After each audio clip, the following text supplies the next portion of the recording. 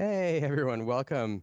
It's Monday night. It's time to talk some Lorcana. For those of you, I have to say, who are joining us who watched the stream this weekend and listened to me and some other folks talk at you for like 2 days, and you're back for more, I appreciate it.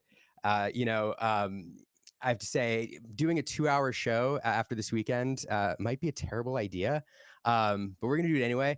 There just seemed like there was a ton to talk about. This is the first set of Disney Lorcana challenges. A lot happened in the span of 2 days. And gosh, I couldn't cram it all into an hour, especially with all the people that we wanted to talk to. Yeah, so I do want to start by offering a thank you to a few different folks. First, I want to thank again, Ravensburger and the production team for having me for allowing me to be a part of the initial Disney Lorcana Challenge in a very special way. I couldn't have asked for a better way to experience it. And for those who have watched this channel before, a large part of our mission is to bring the Lorcana community together, to connect people, and being a part of that connection of bringing people from outside of the Lorcana Challengers in, of trying to tell you what it was like there, cast these games, being part of that bridge was exciting. And it was a real honor. And I have to say that whether or not we ever get to do it again, whether or not I'm ever invited back, that experience is pretty special. And thanks everyone who watched. Thanks everyone who sent us supportive comments, and even those who sent constructive criticism. I am going to do something a little dangerous, though, and on the internet. I'm going to say, if you have comments for me in particular about my style, things that I could do better as far as casting goes, things that I got wrong, please send them to me. That's the only way I get better as a caster, because I'd like to keep doing that if I can. And yeah, so a couple other thank yous. Thank you to my partners casting, B Squared, Brandon, Jonty, and Rebecca, and then Tannen. All of them were awesome, and it was really special sharing that experience with those folks. So thanks to them. And again, thanks to everybody who watched and competed and made Lorcana Challenge possible. It was a really great time. So with that as the intro, once again, we're going to do let's run through what we're doing tonight. So coming out of the weekend, it just again felt too much to cram into a single hour, and so we're going to do 2 hours. Don't want to run into this Week in Ink coming up at 8:30 Central Time. So instead, we went an hour earlier. So for those who are used to seeing us at 7 and got that notification, we're here at 6 this week. This probably won't be a regular thing because I have a daughter who has needs. And so we're doing 2 hours. We're going to have a lot of guests on throughout the show. I've announced some of them already. We're going to talk. I'm going to have a co-host here whom we introduced in a minute. We're going to bring in 2 folks who finished in the top 8, get their stories, talk about their decks, their approach to the tournament, how they won. We're going to have some folks on the back end, and we're going to have a couple surprise guests. There's a couple folks who I know are coming who we haven't announced. Hopefully that, where I'm 90% sure are coming, who we haven't announced, and hopefully that works out. So we'll have those folks on. Throughout the show, as always, live chat. If you're here in the chat, go ahead and ask any questions that you have, send any comments. We love highlighting that you're here, like you're breezy. Thanks for coming in. Let's talk Lutana before dark and then after dark. You're breezy, excited to see R&B. So, if you're here, we'll highlight your comments, ask any questions of our guests. We're here to just hang out for a couple hours and interact with you all and just have a good time. So, but to start, I've got some thoughts on the challenge overall and how it went. I've got some thoughts I want to share, but before I do that, I want to bring in my co-host for the week. For those who've been watching us for a while, you know that we oftentimes in the early days brought in people we called co-hosts, who we had on for the whole show, who kind of help us to do the run of show. And this week, very excited to do that again. And I'm going to invite in for the first time on the channel, I believe. Correct me if I'm wrong, Lorcana girl. Hey, welcome. Hello. Thank you so much for having me. I am so grateful to be here and to have had, participated in the challenge this weekend. We have a lot to get into. So, yeah, this is my very first time. So, thanks for having me. No, we're really excited to have you. For those who don't know Lorcana Girl, she has a fantastic Instagram feed, all sorts of stories there. I love the way that you describe yourself: TCG newbie, Disney lover, Lorcana enthusiast, Lorcana League player. So Lorcana is your first TCG? Yes, very first. I dabbled a little bit in some other ones, but they just like I never really got into them. Like I was like, I picked them up and then kind of dropped them very quickly. And of course, from the 90s, I think everybody knows Pokemon. I had the cards, but never. This is my first experience ripping packs, going to a league, really getting immersed fully in it, and doing tournaments and stuff. So yeah, very first. And I've loved Disney forever. So, being in Florida, being close to Walt Disney World, I have that opportunity to go pretty frequently. So, That's fantastic. It's amazing how many folks, I talk to both at, just every day, online or, at my LGS or at Lorcana Challenge, who this is their first TCG. So it's really, really cool. And so for it to be your first TCG, and then in less than a year, after less than a year getting into it and it coming out, you to be at this first Lorcana Challenge, like, what was that like? oh, it was huge. So I actually found out about Lorcana through a Facebook advertisement after the first chapter already came out. So I was already kind of behind everybody. So it was a mad dash Just by a to catch little bit. up. Yeah, just a little bit. So I caught up, and when Rise of the Floodborn came out, I was ready. And then I did this at championships. I prepared with my league, just practiced. There's some really competitive players in my store. So practiced with them. And it was honestly very nerve wracking. I'm not going to lie. So it was my first highly competitive experience. Would definitely do it again. Would definitely recommend for people to do it. There was families there, children competing. One of my competitors was a child, and he played fairly well for his age and his level of ability. So it was really fun. Overall, I would definitely recommend to people if there are some that you're looking and eyeballing and the tickets aren't sold out. Would definitely recommend.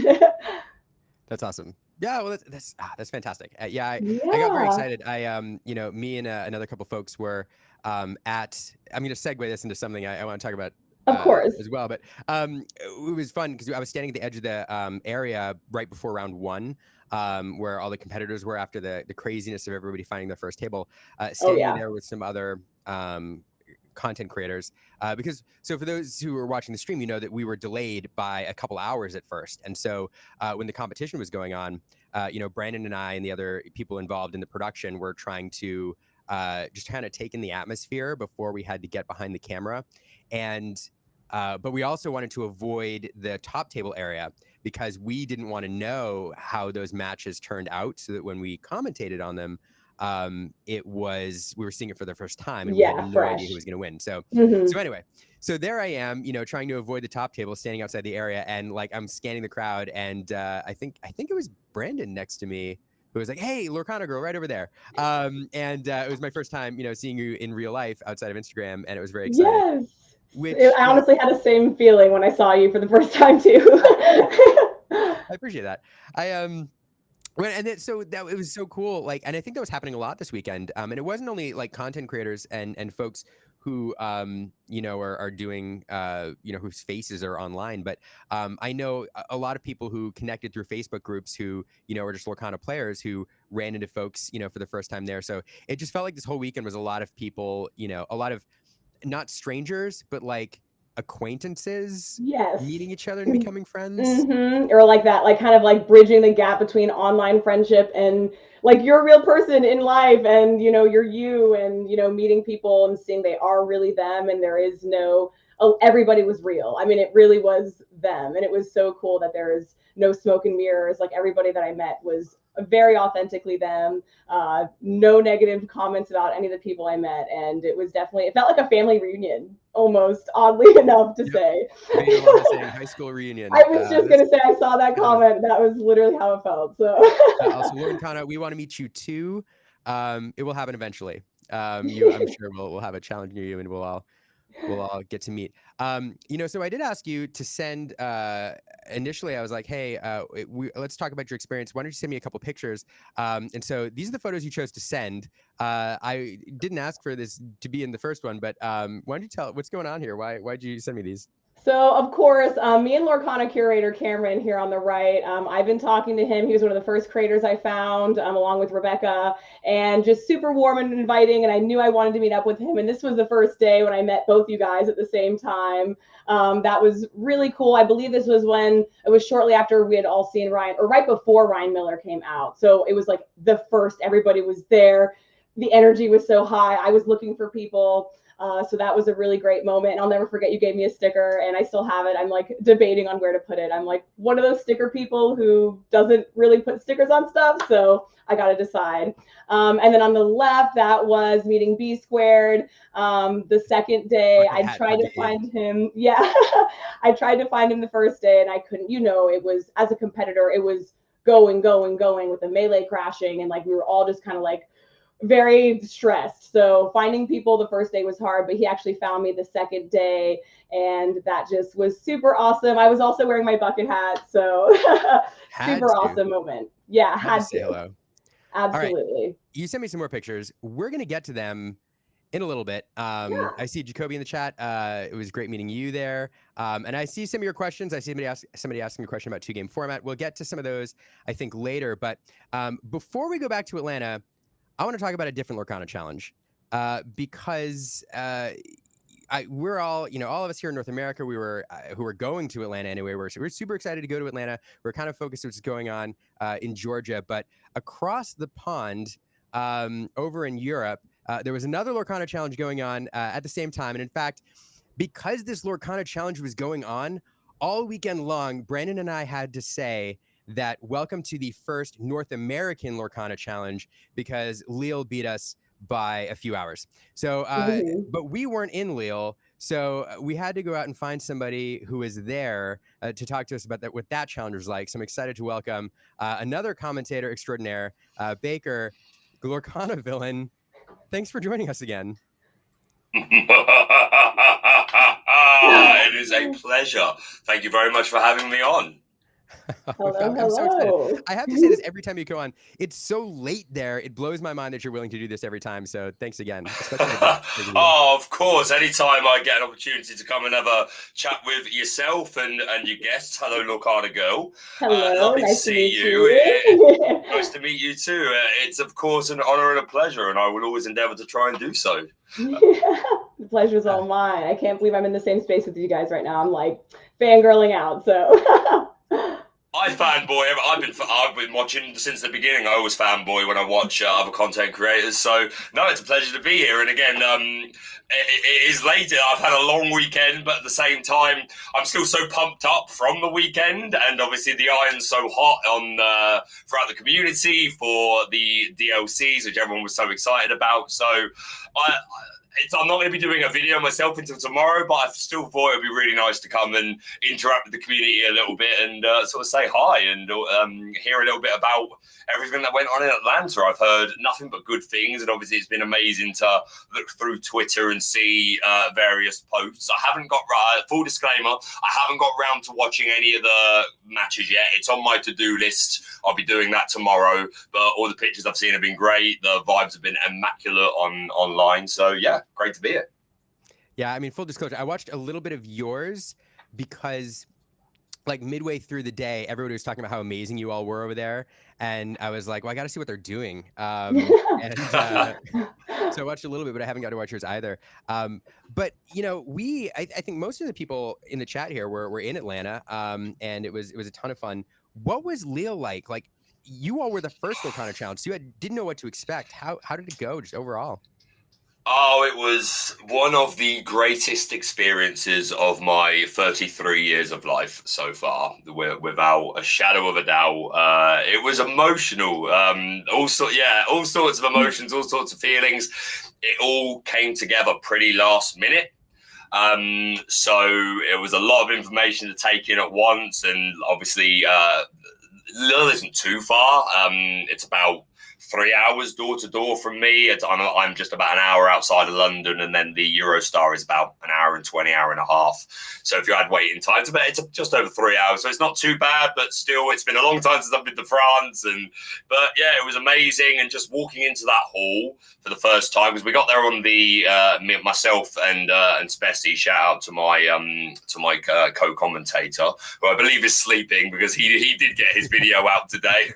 Did.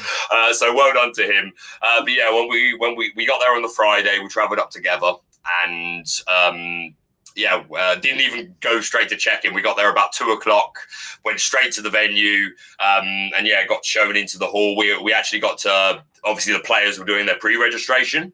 So we saw the line from a distance and we're like, oh, that's how we identified the building. There'll be a long queue of Lorcana players outside. So it was fun to see a few people, run into a few friends in that line, and then we got taken in. Yeah, just walking into that hall was magical, and it was everything I ever wanted it to be. Like, ever since starting Lorcana in the first place, I have these images of all these things I want it to be, and a lot of these are largely based off my experience in other TCGs. I played Yu-Gi-Oh! Competitively a long time ago, and I went to some bigger events which were always pretty good, but also a couple of years ago I went to things like Pokemon Worlds in London, and then Euros when it was in London, and these are like huge scale events at the Expo, and it's just sensational to be there. It's magical. Yeah. And I was like, Disney Lorcana could be this, and all the more. And you think of like the different IPs that Disney has access to, and like imagine the sort of decoration they could do, and you add into that like Lorcana as a base story. We saw the pictures from, I think it was an event in France some time back, where we saw the Illuminary. Oh, I'm so jealous you guys got it. You have no idea. Did you guys see? That's it. I've seen loads of pictures, but yeah, that's actually the first time I thought about it. Actually, you guys didn't have an Illuminary. No, I'm just came to you guys. Right now. Oh, yeah. Well, I mean, I'm sorry, but I'm not sorry. Yeah. No, it was very cool. I was definitely a little jealous, not going to lie, but I mean, I want to hear, I'm definitely excited to hear how everybody's experience was with it, because I was definitely jealous to see that setup. It looked beautiful. Yeah, it was stunning to get to see that and interact with it, and yeah, it was just, the event was amazing. Massive shout out to everyone involved. For you guys, obviously it's PPG that handle a lot of the organisation. For us, it's Tournament Centre. So huge shout out to our Tournament Centre, who were incredible, so professional, like literally there every other second, like everything. Not in a like overbearing way, but just if we needed support with anything, like, they were on it. So yeah, so very impressed with that, and obviously Ravensburg, and I got to meet Steve Warner, which was an absolute honor, and a further honor. I got to play him on stream during the players' lunch hour. We had a showcase match. Yeah. We had a showcase match of set 4, including Ursa's return set, which was it was amazing. It was so amazing. And obviously just getting to work with Spessy was fantastic. We had a wonderful time, and again, just the competitive player in me, just getting to see the top skill levels in Lorcana up front and talk about it live, and it was amazing. And then walking around the hall and seeing the passion in the room and just the energy in the room, and just like I say, one of the greatest experiences of my life, and it was fantastic. Yes, John T, I will rub in that we had the Illuminary. Thank you very much. I feel like one of my bucket list items now, for Lorcana, my goal is to visit the Illuminary, and I feel like I'm gonna like fly out to an event in like France just to see it, and that's the time they're going to choose to like flop it and have it bring it to the US. So that's the way we're gonna get it in North America, is when I fly out. So you'll get to experience it, I have no doubt, and that's the thing as well. Like, this was the first one. If this is the baseline for the first time, again, obviously PPG and Tournament Centre have run events, but again, a lot of it was like Ravensburg and Disney are making calls. So, I'm sure I know there were some more unique circumstances that they had to sort of go by. So the fact that this was the first one, like, just you imagine it's only going to get better, and again as time goes on, that Illuminary could get, like, again, this is purely speculation, but that Illuminary could get bigger and bigger, and like I'm already imagining a world championships where the entire room is more rooms of the Illuminary, and like you got staircases, exactly, and even down to the posters, like the photo ops. I saw you guys had some really nice backdrops and stuff that you can take pictures with as well. And that's only going to grow and get bigger and better. And I'm just so excited for the future of Lorcana. And it was such an incredible honor to be involved with the first ever one, don't get me wrong, I would love to be able to. I'll do it as often as they let me, but I will always be able to say that I was involved in the first one. Got to meet some incredible people, both from a staff standpoint and players. A couple that I've met that are UK based, but again, people that have come from various places. It was an honor to me. It was really humbling to meet people that were viewers of the channel, because I've not had that many opportunities to actually go out into. I try and be active in the community on a social media presence, but to actually be there physically is not something I often have the chance to do. For set 2, I did 1 tournament. For set 3, I did 1 public tournament and then a private media tournament, which was great, but obviously that's not the same as being involved with the community. So in that respect, this was like my first opportunity of being in a room with a large amount of players, and like the amount of people coming up and saying so lovely things, or wanting something signed, or wanting a picture, or asking to do the evil laugh. Yeah. And it was just so humbling. 4 or 5 times across the 2 days in the tournament, but in the evening when we went out for a few glasses of orange juice, a lot. So yeah, it was absolutely incredible. Yeah, I don't know what there is more to say, but yeah, I yeah, what more is there? I want to ask you about the gameplay, but yeah, I do. You know, I don't like to make a show about, you know, us, the creators, oftentimes, but I will echo something that you said, just because you know, we content creators, you know, whether you're on Instagram or you know, any platform, it takes a lot of work to do content of any type. And when you put content out there, you know, our return oftentimes is numbers. You know, we see numbers go up, but numbers are numbers, and we have no idea oftentimes what those numbers mean to somebody else.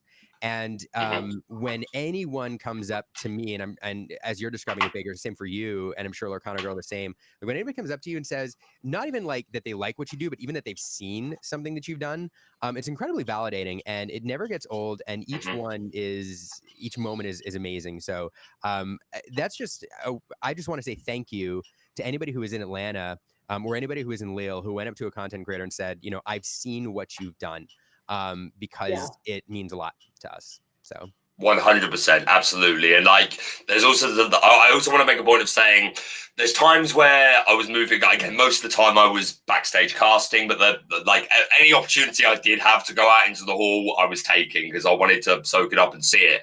And I was getting the air sometimes from people that they would double take, and then almost feel like they want to say something but hold back. And I just want to say, if that's ever you, please do say something, because I feel like sometimes it was a matter of, oh, I'd love to say hi, but I'm sure he's busy. Yeah.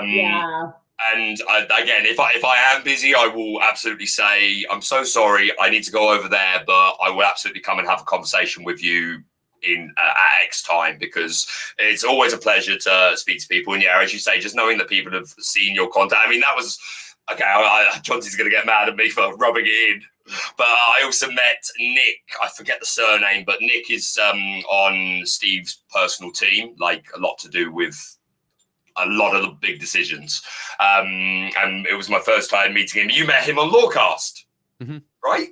Yeah, there you go. So you know who I'm talking about. And just to meet him as well. And he was like, oh, in the offices in Germany, we are watching your content quite a lot to see what the deck lists are. And I was, what? Yeah. You kidding me? Seriously?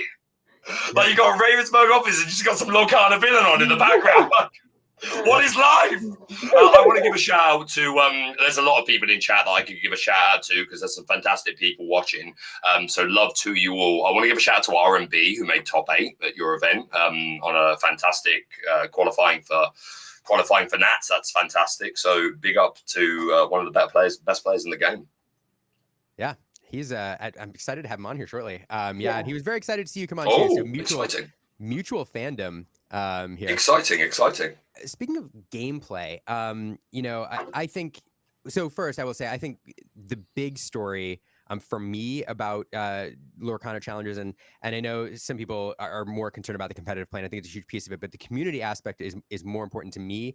Gameplay is very close second though. So I know that this meta is stale because we're Yeah. immediately on to set 4 now. But what was your tournament like? What was the gameplay like? What decks did you see doing well?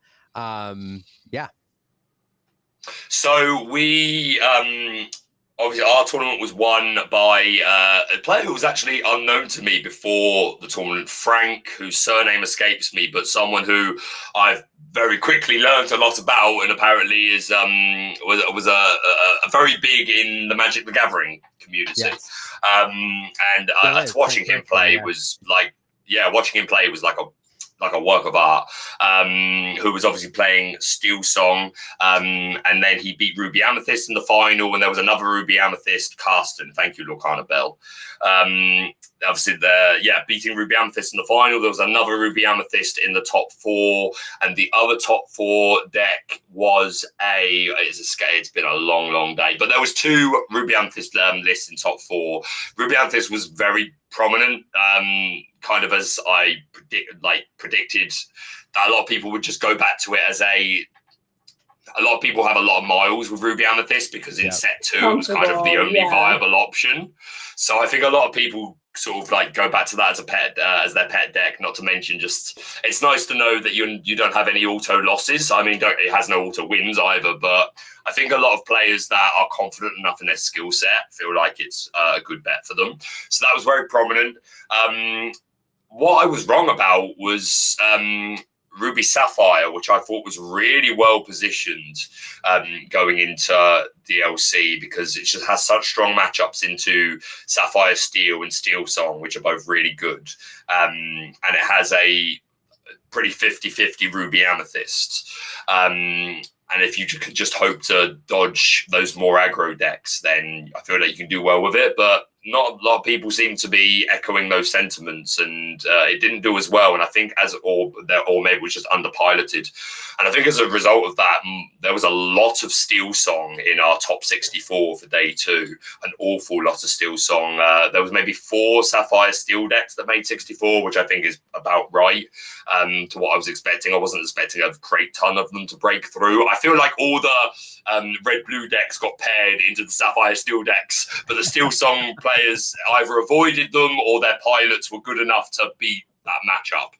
So yeah, Steel Song was really prominent in our tournament, Ruby Amethyst again, and then a lot of EA tempo I was seeing in an awful lot of matches. But by and large, it was pretty even. It was pretty even, like across the board. Like we were saying this because we had moments in commentary where we were joined by Steve and then by Nick, and we were talking about just it's such a healthy, diverse meta. And until we hit day 2, we didn't show the same matchup twice in a row at all.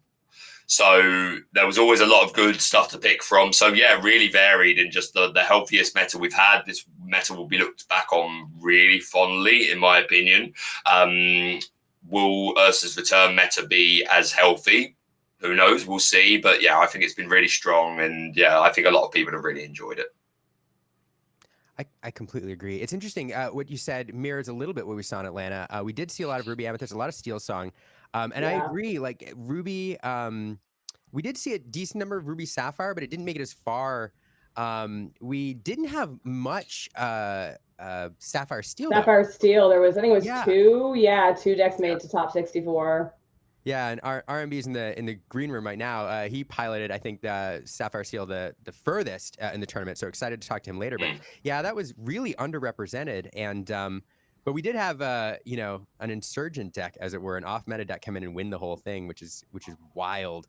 Can't wait to talk about that. It's so wild. I watched that. I did have a little bit of time to watch some of the playbacks. I watched a little of Lil, and I tried to watch most of the North America, and I cannot wait to talk about it. It's going to be great. Yeah, we're definitely going to talk about that one later. I wanted to mention it though, because what you said about the meta being so healthy is, not only do we see all of these, this diverse group of decks and a very diverse, I think, top, 64, I think, in both locations, but this deck that won in Atlanta, I'm willing to bet, I keep saying this on stream, I'm willing to bet that if the season extended another month, that deck would be everywhere.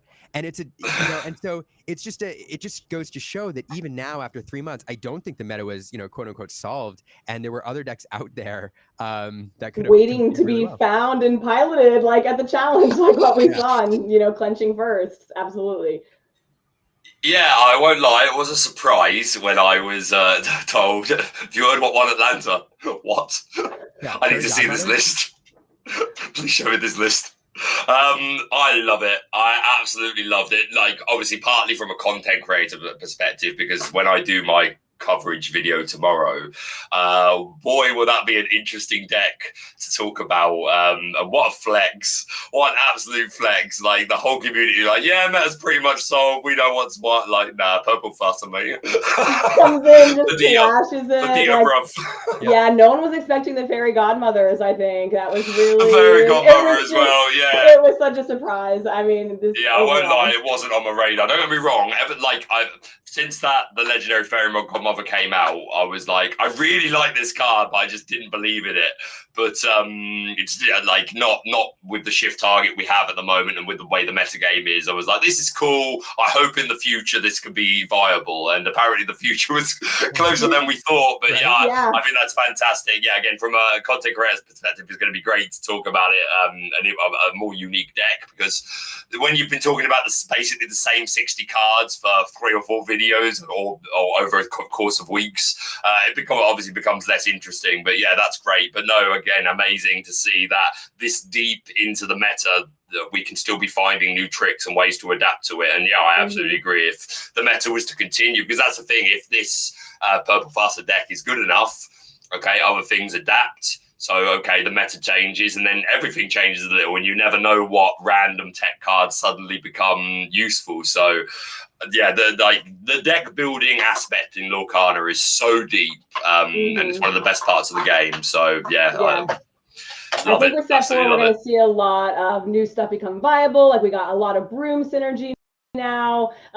We got some really interesting new cards too, so I'm really interested to see how the meta changes set 4. We really didn't get to experience it at the challenge because we were limited to set 3 and previous. So definitely excited for future challenges too, to see how the tournament and the meta changes. Yeah. Yeah, no, 100%. One other thing, I know, Baker, we're not going to keep you for too long because I know you are exhausted and have things. I'm good for another. I'm good until the hour if that suits you. Oh, if you're good until the hour, then we'll talk to you. Yeah, I can go to the end of the hour. To the end of the hour.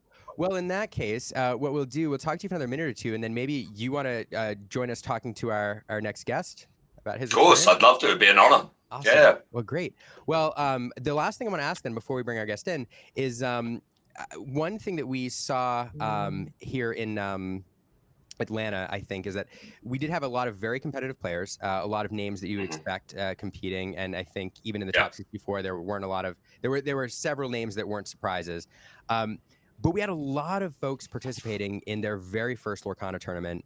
And this was it. And even people, like you, Lorcana girl, who this is your first TCG, and participating in your first big tournament. Same experience in Lille?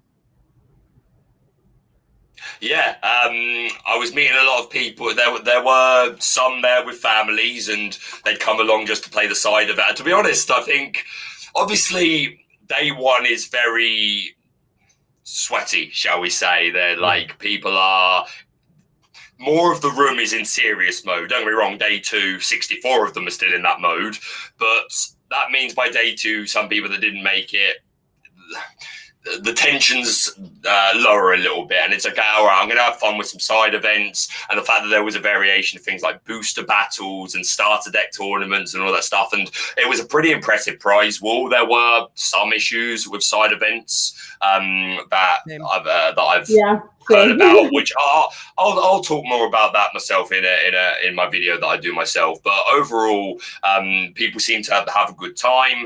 And yeah, like, people were able to like grind and get some pretty cool prizes, like the non-4 versions of Cinderella and Rapunzel. So that was really cool. And yeah, like walking around the room, just people and families coming and taking pictures with all the photo ops, the luminary, and this sort of stuff. And yeah, I did get the sense that there was a healthy amount of the room that like this was their first time, and maybe a little daunting to walk into the room at first. But again, it's such a welcoming community that the vibes were immaculate. But at the same time, I met a lot of people that have been trading card games for a long, long time. I met one guy who I don't know him, but it turns out we used to play at the same LGS for Yu-Gi-Oh! Like 15 years ago.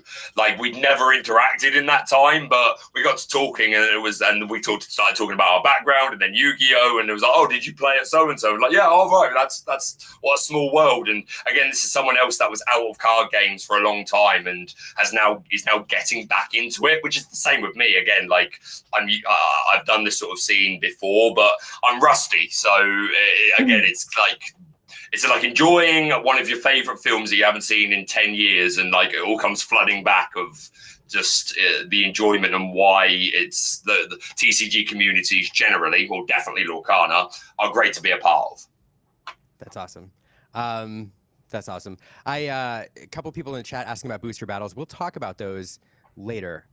Remind me later if I don't get to those, because those are fun. But I don't want to take too much longer, because I've left one of our guests waiting in the green room a little longer than I said I would. So I'm excited to welcome one of the top 8 players here from Atlanta. This is Alexandru Taberna, who piloted an Emerald Steel deck into the top 8. And I'm really excited to talk about your experience. Alexandru, congrats. Hello, welcome. Thank you very much. Hi everyone. Congratulations. Yeah. Thank you very much, everyone. Thank you. Yeah, so I'm just pumped to be here. Really happy to be here. So we're excited to have you. I do want to ask about your experience. I'm going to pull up your final bracket here. You know, I kind of want to know. Well, actually, while I'm doing this, and while everybody's kind of looking at your journey here, I see you got all the way to the quarterfinals before Alberto knocked you out, I think. You were telling me before the stream like what this win means to you. And if you don't mind sharing a little bit of that, that was really kind of, I don't know, I found that story really interesting and moving. All right. Well, I really don't want it to sound like corny or something, but like it was kind of a dream come true. I've been like grinding other TCGs, mainly Magic, for the past 10 years. I've played Magic competitively after like 3 months of starting to play. I wasn't like great at it, but I was still competing really, really early on. And like I got in this mindset and just starting going and like playing big tournaments, traveling for it really early on. And like I always wanted like to get on the Pro Tour. It's still like a dream for me, but it meant so much to be able to do it on the first try with Lorcana. Like, I'm really active with the Lorcana community in Quebec City. By the way, salut tout le monde à Québec, ceux qui écoutent. I'm speaking French for them, just so they feel like included and whatnot. But yeah. Of course. Yes, love that. But, you know, like, I've been really, really, really invested in it. I'm the administrator for the province of Quebec group. I've been organizing a circuit of tournaments with multiple stores, and now to just be able to kind of represent this whole scene, like on the big scene, is just immense. Alexandru, is your list available online? I'd love to take a look. It is. I think we should have some photos of it. Yeah, exactly. Oh, there it is. Yeah. Sorry if that rushed you to that quicker than you intended, Liam. No, I just meant to have a look at the background while you were chatting and take a look. For the chat, I'm sure everybody in the chat was thinking the same thing. Like, what did he play? Beast Relentless, I see. That is very interesting. I would love to hear your thoughts on what led you to running a 2-count of Beast Relentless. Okay, so this one is the one I'm always getting asked about. When I started playing the deck, actually coming from set 2, I was playing Steel Song a whole lot. I had a very well-tuned list to play against Red Purple.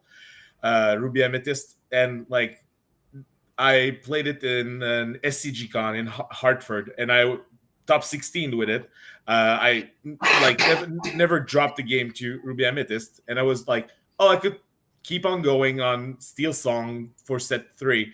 But then like I saw the Ursula, I saw Morph, which is kind of like the MVP of the whole deck. Like I'm still flabbergasted that this card is still so cheap.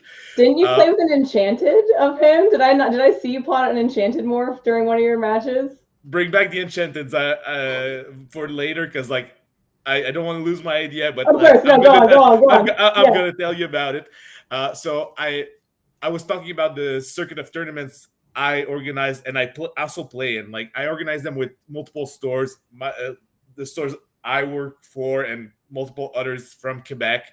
I was going to play in one, and I was like, yeah, those cards are just cracked. I want to try them. I just like picked up the deck, and like I saw Beast Relentless, and I was like, it just fits so well in the shell.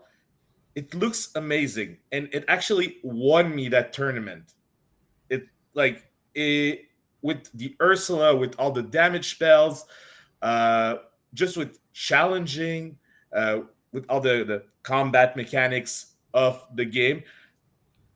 I was able to just steal games from people with it.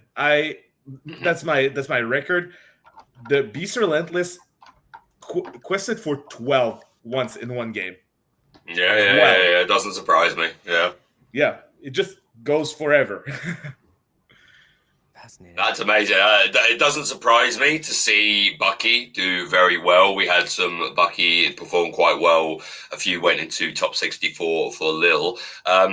Yeah, looks really good. Yeah, it doesn't. Yeah, I have no questions really. Like, yeah, Beast Relentless sounds good. Your justification sounds good. I imagine the surprise factor was something that was benefit as well, because I mean, when you start playing Bucky, the top players are going to have a rough read on most of the cards they expect to see. But I imagine this one, the Relentless in particular, caught some people off guard, and that in itself contributed to how useful it ended up being, because people weren't playing around it or prepping for it.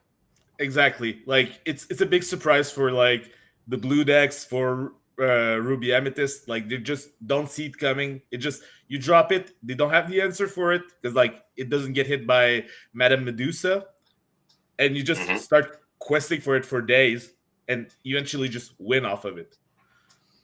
Why the 3 1-drop Robin Hood as opposed to 4?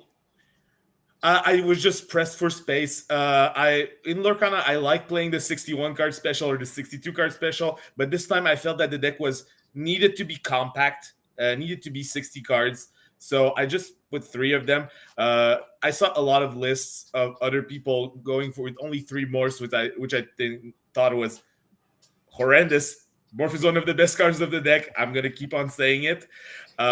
So I had to cut somewhere. So, and anyway, this is with my philosophy of the deck. People were talking about the best of 2 format to try to mitigate the play draw discrepancy. I feel that this deck was the most powerful deck on the draw, because you don't really have a 1-drop. You can have a cheese outing with you go 1-drop Robin, 2-drop Bucky, shift my Robin, and go from there, and really have a back-breaking opening. But you don't have to do that. So because you don't have to do that, you just start playing on turn 2 and do your thing. You're really good on the draw. What was your day 1 Swiss record? I went 5-0-4, so I didn't drop a single game, and that's nice. like I felt I had a very good matchup spread against everything. I was a bit sad that it was not the 2 out of the best of 3 that I'm used to, because some of them I feel I could have leveraged this extra game, but everybody felt the same, I'm pretty sure. Yeah, I heard that sentiment from a lot of players. Probably a separate issue. Yeah. But I'm gonna go ahead and say it from a player's perspective that played for a long time. I think the best of 2 format is working. I don't I wouldn't say I love it. I wouldn't say I hate it. It's just working, and I would keep it. I saw a lot of like bad comments about it on Facebook all throughout the day. I'm like, it is very okay. We should keep on doing that. It works. It just works. Fascinating. I'm a big fan of the name of the deck as well. I'll say that. Yeah, I wanted to have something punchy. Anyway, as a kid that grew up watching the original Power Rangers, I'm a fan. Yeah, Lorcana, did you want to ask him about an enchant? I'm curious to hear about these enchanteds. Yeah. Yeah. Well, so I saw one when in the playbacks. I saw he had dropped an enchanted morph, and I was just like flexing. It's awesome to see people. I love when people play with enchanted. So I definitely want to hear what you've pulled, Alexandru. If you play with any others besides the morph enchanted that I saw, please give us the enchanted details for sure. Okay, so I'm gonna go ahead and say it. 1/10 of the deck is enchanted. Wow. Wow. Yeah, we're all tired. We all had to do math real quick. Yeah, so every card that could be enchanted is once enchanted in the deck. So there's an Ursula, there's a Robin Hood, there's a Beast Relentless, there's a Tinkerbell, and then along came Zeus, and there's a Morph. Wow. Yeah, I saw the and then along came Zeus. I'm remembering that now. I saw you drop the enchanted and then along came Zeus as well, didn't you? Yeah, I think pretty much all of them were seen except for the Beast Relentless, I would say, on stream, because I rewatched these games too. I was curious about it because I obviously couldn't watch it what was happening. You know, I was very curious of like what it looked like. It's such a weird feeling because I'm a big fan of coverage in like other games. When I was finishing my university degree, I went through like 7 years of Pro Tour footage, just as a backing track sound to my studying, and like I want to see how it looked when it's actually you doing it. Absolutely. Someone in the chat asked, after this weekend, will you put your shiny new promo enchanted stout-hearted Cinderella in there too? Is that a plan? It's already sleeved. Already sleeved. Of course. Wouldn't expect anything else. How many? No shame, players, no regret. Of course. How many players just got psyched out as soon as you started putting all these enchantments on the board? That's what people from Quebec were texting me. Everybody on the Twitch chat is going like crazy. Like, what is he doing with all these enchantments? Like, they should be like in a collection, in a binder, or like getting graded or something. I'm like, no, I'm playing with them. I like, those are cards I like. I'm just gonna go ahead and play with them. Yeah, absolutely. I'm good friends with Zach Bivens, who does the exact same thing. He's like, I have them. I want to actually use them. I'm not going to be the guy that buys a beautiful pair of trainers and just leaves them in the cupboard because you don't want to damage them. Personally, I am that guy, but it's because I'm quite rough with my cards when I'm shuffling, and I rip a lot. So I would not be able to run enchantments in my deck, but I totally respect you for doing it. Yeah, for sure. And I also have to mention, I also have spicy enchanteds because I think half of them are French, actually. I have French enchanted in there. Very cool. I didn't notice that on the stream. Yeah, because you can see the text really well. I don't know how the quality, because when I saw it on YouTube, you can't quite see it. But the Ursula is French, the Morph is French, and that's about it. Soon to be, the Tinkerbell will be swapped for a French one. Fascinating. Google Glimmers, I think, who did one of your deck checks, says it from his recollection, almost every copy of every card was unique in some way, which is... Yeah, I have a lot of French. I have foil French. I buy a lot of French stuff just because I'm a translator by trade. That's my degree, and the translations are horrendous. Are just the worst, and that makes me laugh every time I have them in my hand. That's funny. That's funny. What I love is some of the translations are like completely different, not just like bad translations, but like the song "Grab Your Swords," for example. That line doesn't exist in the French version of that song, from if I recall. So the French version is like "Kill the Beast." Yeah, exactly. That's interesting. And I can one up that also because I'm from Canada. I'm from Quebec City, the French part of Canada, and we have our own translations of the songs and the movies. and those are the French ones. Like A Whole New World in French in the card game is Ce rêve bleu, which means this blue dream, which is a very like poetic kind of translation that they did on it in France. But in Quebec City, we Beautiful. have Un Nouveau Monde, which is a whole new world too. Like it's a lot more literal. So Wait. it's really weird to see it with like the French names, the French from France names. So wait, so you have a different translation of the French cards in Canada than they do in France? No, I mean in the movies. In the movies, okay. Yeah. There's only like the French from France cards. Okay. And that's why it's so weird to me in a way. I see. I see. Yeah. Yeah, that's really funny. Question. So I don't know if you answered this yet. Why this deck choice going into this tournament? Was it just your favorite that you're familiar with, or was it a particular meta choice? Like why? Yeah, why this deck? Multiple things. I mentioned that I really like this deck on the draw, and knowing that I would have to play 50% of my day one games on the draw, I felt super good going in.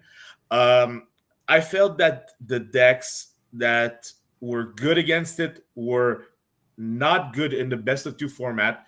I thought that blue red and red purple were kind of disadvantaged by the best of two format, in my opinion, because let's say Ruby Amethyst really likes to be on the play. If you start just disrupting them on the draw, they lose their footing and sometimes have to kind of scramble back into the game. And for blue red is the same thing. Like if you disrupt them with enough discard and they aren't able to reconfigure a game plan off of like a Flaversham or whatnot, they're just not going to go anywhere with this with their game plan. So that's why I love that deck. I feel that Morph and Ursula are just cracked cards. The engine is so powerful. That's why I switched from yellow to green like pretty early in the third set. So that's about it. Fascinating. Awesome. Love it. What was your preparation like? How did you get ready? Yeah, very curious to know about how a pro player gets ready, because I'm as a newbie, I just kind of was reading things online, so I'm very curious to know how you prepared. To be fair, I think it's a bit unorthodox for Lorcana, at least, because I know a lot of players like to play a big volume of games online, while I'm a paper player. I'm always a paper player. I run the league at my store every Tuesday evening. I'm gonna play a lot of games. I'm gonna bring people to my place and just jam games just to get every like nuance of the matchup and like just get a feel of everything that could happen. How many hours, if you don't mind me asking, how many hours do you think you'd say you'd put into event prep? I tried to take it easy for this one because sometimes I can get overcarried. Like I can remember some Magic preparation where I was doing like additionally to my full-time job with the store, which is more than 40 hours sometimes. I was doing like about a 25 hour prep per week.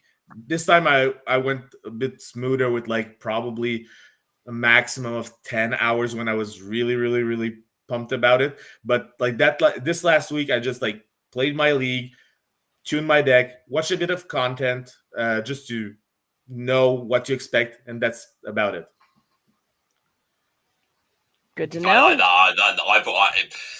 Paper is how I would prefer to do most of my testing, and back in my Yu-Gi-Oh days, that's how there was an unofficial online client, but at the time I had a team who I could play with regularly, and I always found like you just get a better results that way, and there's no comparison to actually playing with card, and the fact that you have that opportunity because you run the leagues is fantastic. So absolutely, I can see why you would want to take advantage of that.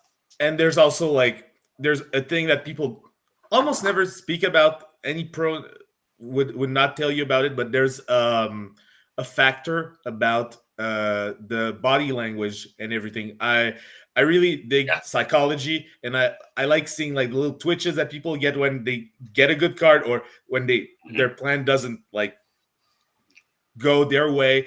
I can know that. Almost like playing poker. Exactly. Yeah. I feel the same. I feel the same. Yeah. One of my favorite games with my friends when we test is like after the 2 or 3 first turns, when they still have like maybe four or five cards in their hand, is like I'm gonna tell them you have this, and this in hand because you played this, and this, and and I'm about like what 80% accurate most of the time. Yeah, something I think newer players could learn a lot from, the fact that just the way that you ink can give away a lot about your hand, and then obviously the lines that you choose to take. And if you know their deck well enough, you'd go, well, if you had this, you would have played that instead because I know that you know that that's a better line. And that's what I think is interesting with playing face to face with someone as opposed to online is you're playing me. You're not just playing the game. You're playing me, and when you can see me, it's making reads and like you say, like picking up on these tells. And likewise, mate, and like this is something I know not everyone agrees with. But I'm just going to be honest.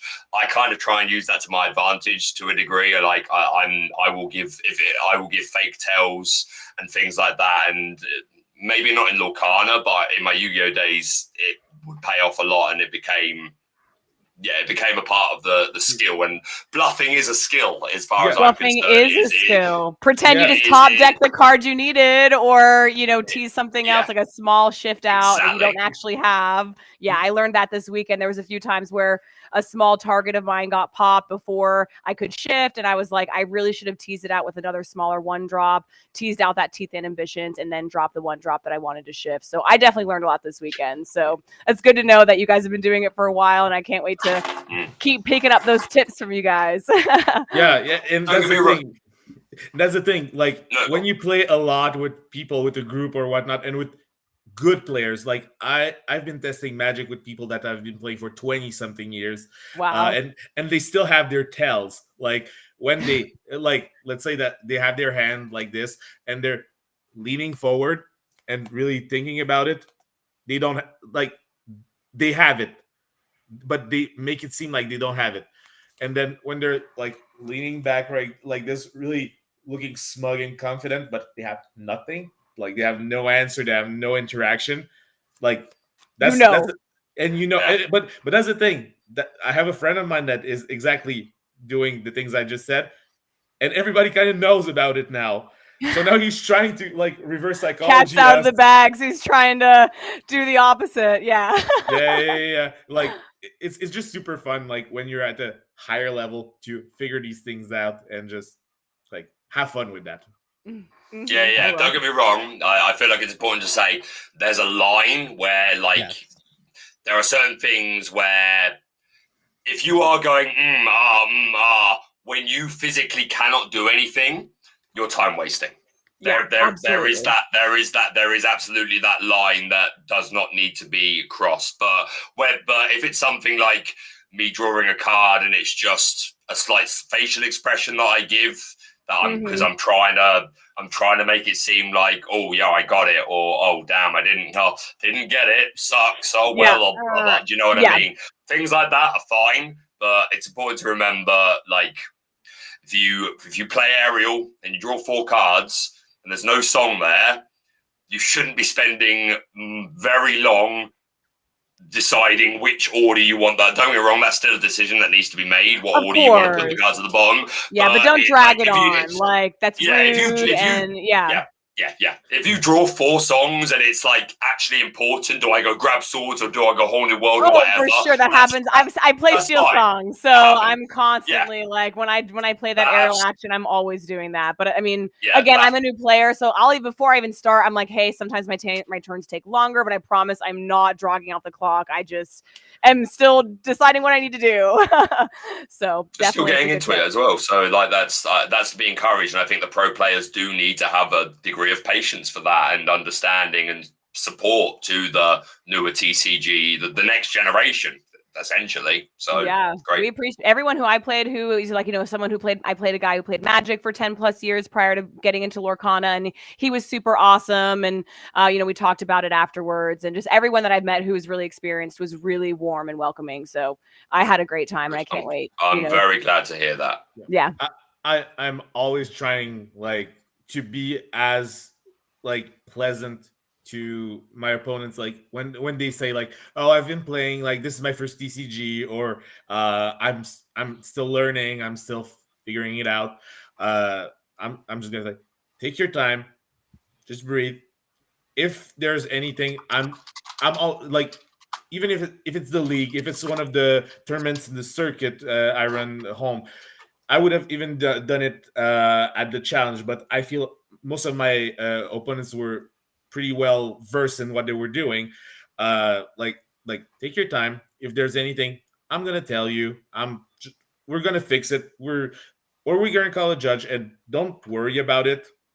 We're just like we're also here to have fun, right? It's Yeah. like that's the thing that people seem to forget, and I've been caught with that very recently when I was in a rough patch of Magic, where I was just not winning a lot and not able to get to where I wanted to be. I forgot to have fun. I stepped out for about, I don't know, a month, and then I've came back with like the perspective of, okay, we're here for fun. And that's when Lorcana kind of came out, and I got really into it. Because I got into it like from the beginning, like from day one. I had my cards. I knew what I wanted to play. I started on the blue steel, which is like the complete opposite of what I'm doing now. But yeah, that's awesome. I That's want awesome. to talk more about. I want to talk to you all night, but unfortunately, Baker told us that he was good until the hour. We're at the hour, Baker, I do want to say goodbye. I want to do two things first. I have two orders of business on the way out.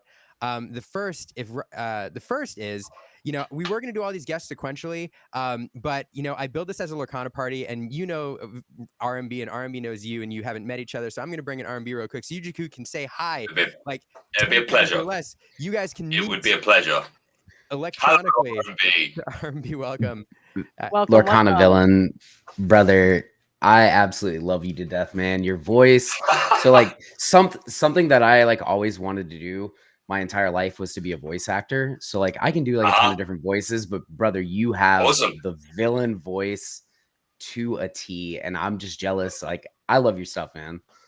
Wow. Thank you very much, brother. I'm a big fan of your work. That's where we will have to have a conversation about voice acting, because that's a massive interest of mine as well, and I'd be very interested to hear these voices.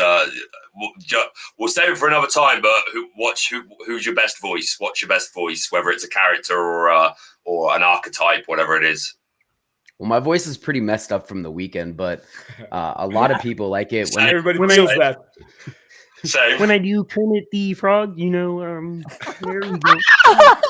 Yes, nailed it. So good. Very nice, very nice. Well, it's wonderful to meet you, RMB, and again, congratulations, my friend, on top 8ing.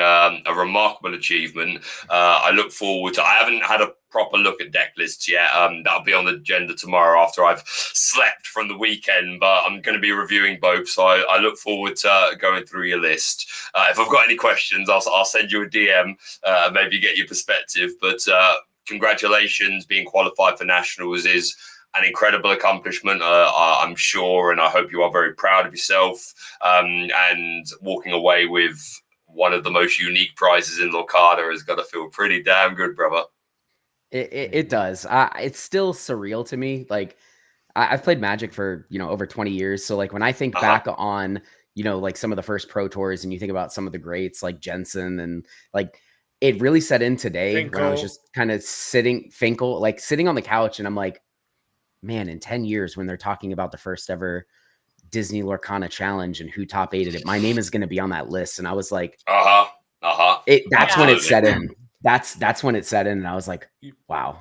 You made history for sure. Could have said it better. Like, I think we said that when we were on stage yesterday. Like, as late as yesterday. We said that to each other, I think. Yeah, 100%. Unfortunately, we have to let Villain go. I know we're all friendly people, and this community is amazing. We would talk all night, but Villain, you do need to sleep. Baker, I would love to stay with you another hour, but I really do. You have I to wasn't make really the sleeping over the week. I've been running on adrenaline Yep. basically since over the weekend, and I've got an awful lot of catching up of work to do. But while I'm getting into bed, I'll put the stream on in the background. I'll listen to you through to the end. But yeah, thanks for having me on. It's great to get to interact with the community so fresh off the back. Once again, R&B, Alexandru, congratulations on an incredible accomplishment. It was great to meet you, Lorcana Go. It was great to meet you too. And Liam, as you know, it's always a pleasure. Always a pleasure. Can we Villain laugh you out together? Only if you join in. Yes. Okay. Ready? All right. That's everyone. Yes. 100%. I'm in. Okay. All right. Liam, you count us in then. You go 3 and we'll do it on 0. You ready? 3, 2, 1, 0.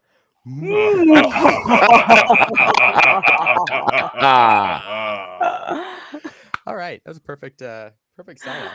Perfect transition. We're welcoming Iridescent here. Hi, everybody. Hey. How's it going? Hello. Aaron's going to join us here. So I kind of want to get back into we're going to talk a bit more about like Alexander's performance, and then we're going to shift over and talk about you, like R&B, give you your moment, because I want to look at your deck list and talk to you a bunch too.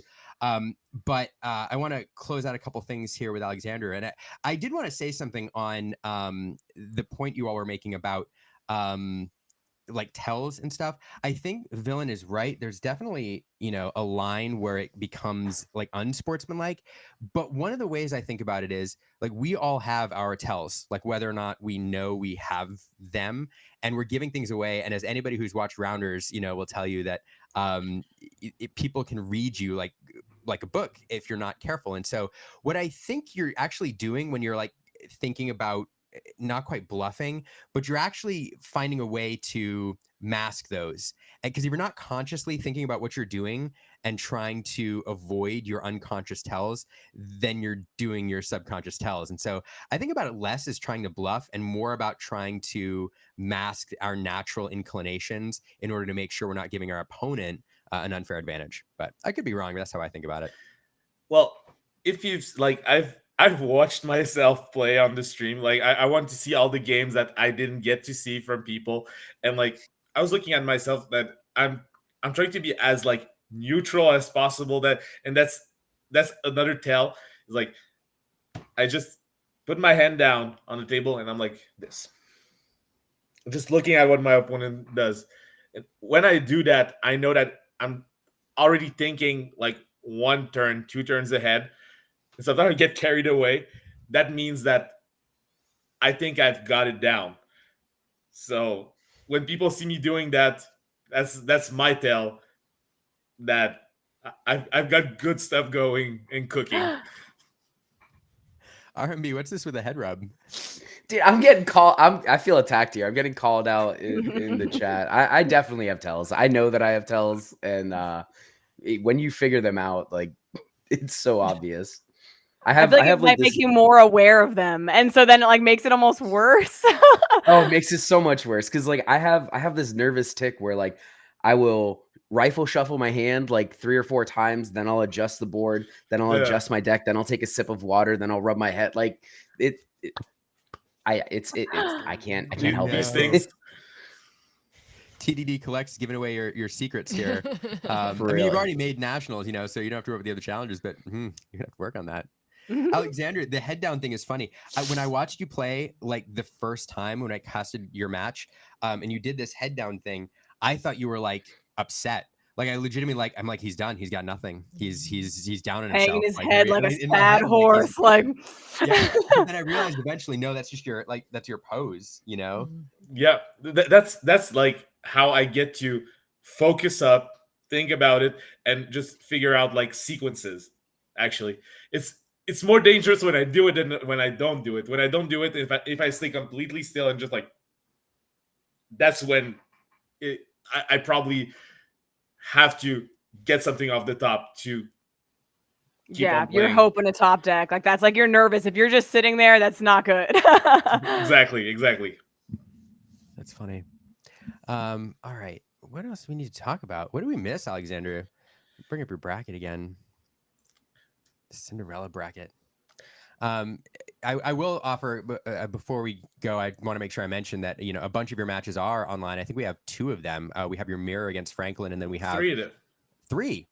Are we in the Swiss rounds? You have all you have all of them that I played. You have my first round against Russell. Oh, that's right.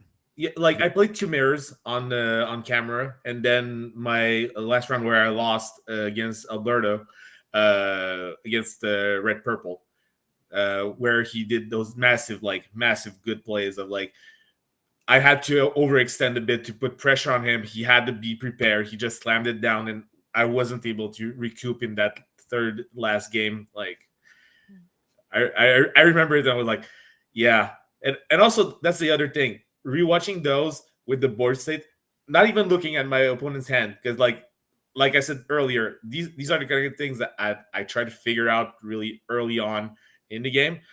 Is more like, oh, I saw that I could have done this better. Like I see it from above instead of seeing it from like the side, and it just opens up. That's when I was looking at Magic content. You have like you feel like you have more information looking from above than from your perspective. Yeah. Maybe because you can see the whole board. It's not only you can see your opponent's side. You can see what you were thinking, and I definitely see an advantage to watching yourself play back for sure. You get to replay those plays. Were there any specific plays when you watched yourself back that you were like, oh, that was a misplay, or oh, looking back, I totally should have done this differently? Were there any moments like that for you? I had some little moments like in the game against Alberto. It was just like a little margin where I, after he be prepared, I Zeus the guy he had on the board, and then just slammed the creeping chill while I had Prince John in hand. I could have waited a turn, just Prince John, cast that sudden chill and gotten deeper. It wouldn't have mattered with the last cards I saw in that game, but still, you play to those little increments, right? You have to play to those small edges to get a victory. I was talking to a friend like earlier today that those games, especially with the deck I was playing, they're super, super, super grindy, and you see them on the stream where my opponent's on like 18, 19 lore, and I just come back from behind and just like sweep it up. Like you win in like 1 or 2 turns where you have a huge board and they can't do anything about it. Amazing. Alexander, we do we're out of time with you, and I hate to say goodbye because I could talk to you all night about this, but we're going to get over and talk about R&B's list. But my kind of final question for you, I think, is to go back to the beginning, what does it feel like to be one of the top 8, Golden Mickey winners, one of the first top 8 finishers in a North American Disney Lorcana Challenge, and to be on that list? I have not took that feeling in yet. Like I'm still trying to debate what to do with it. Like I'm probably not gonna keep it. It's just like a ridiculous amount of money. From what I heard, like I heard wild speculations on what it could be worth. Some people say like get it graded, but I'm like, there is no price on it, so you cannot ask a premium on something that has no price yet, right? Yeah. So what number did you get? I got 110. 110. Interesting. All right. Well, 110 will forever be known as your Mickey, and I hope that feels good. Alexander, thanks so much for joining us. This was wonderful. We'll have to have you on again. Stay in touch with your latest builds. We want to know what you're up to. And thanks so much again. Thank you for the invitation. It meant a lot. All right. R&B. Liam. Hey, Hey. I have to apologize. Normally, you know, when we bring people in, we do the whole introduction. We're like, this is somebody we've wanted to have here on. So I'm going to do it now, even though you've been here for a minute. But we wanted you to meet Baker, and so because I this is a wanted to party so bad. I after wanted all. to so bad. So I'm definitely not fanboying, I swear. oh, okay. I have that effect. I'm just kidding. No, Baker's amazing. Every time on our own show, every time Baker's on, like our chat just blows up. Like people are just hanging out, chilling, you know, a comment every like 60 seconds, and then Baker shows up and it just explodes. So, right? Yeah. No, for sure. Um, No, I was gonna say I'm fangirling meeting you because we watch your streams sometimes. So I'm like, oh my gosh, it's him. yeah, Same No, experience over here. it's true. It's true, Ryan. You have fans in the chat too.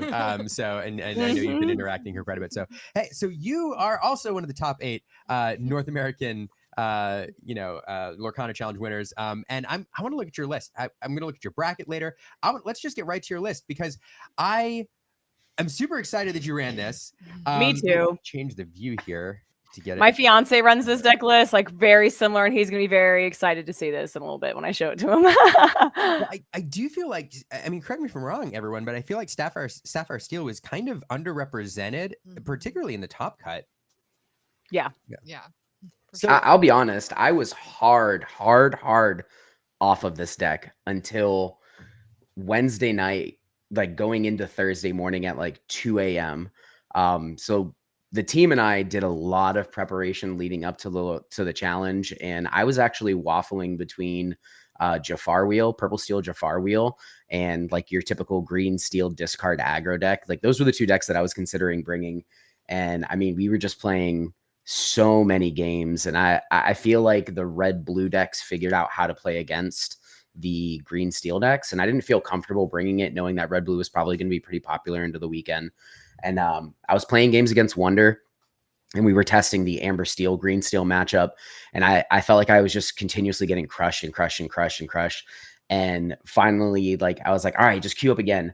And like I always have this deck just, you know, kind of in my back pocket ready to go, and I queue up with blue steel, and I win against what I believe is like my worst possible matchup.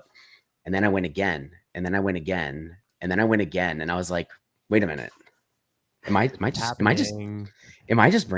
back on blue steel? So I spent like Thursday morning going through the deck, like playing it out, made some small adjustments here and there. I even did a Twitter poll, or X poll, however you want to call it. And the people spoke. They wanted Zoolander, so I brought Zoolander. I gave the people what they wanted. I think I know the answer, but you have a question in the chat about what the Zoolander name needs an explanation.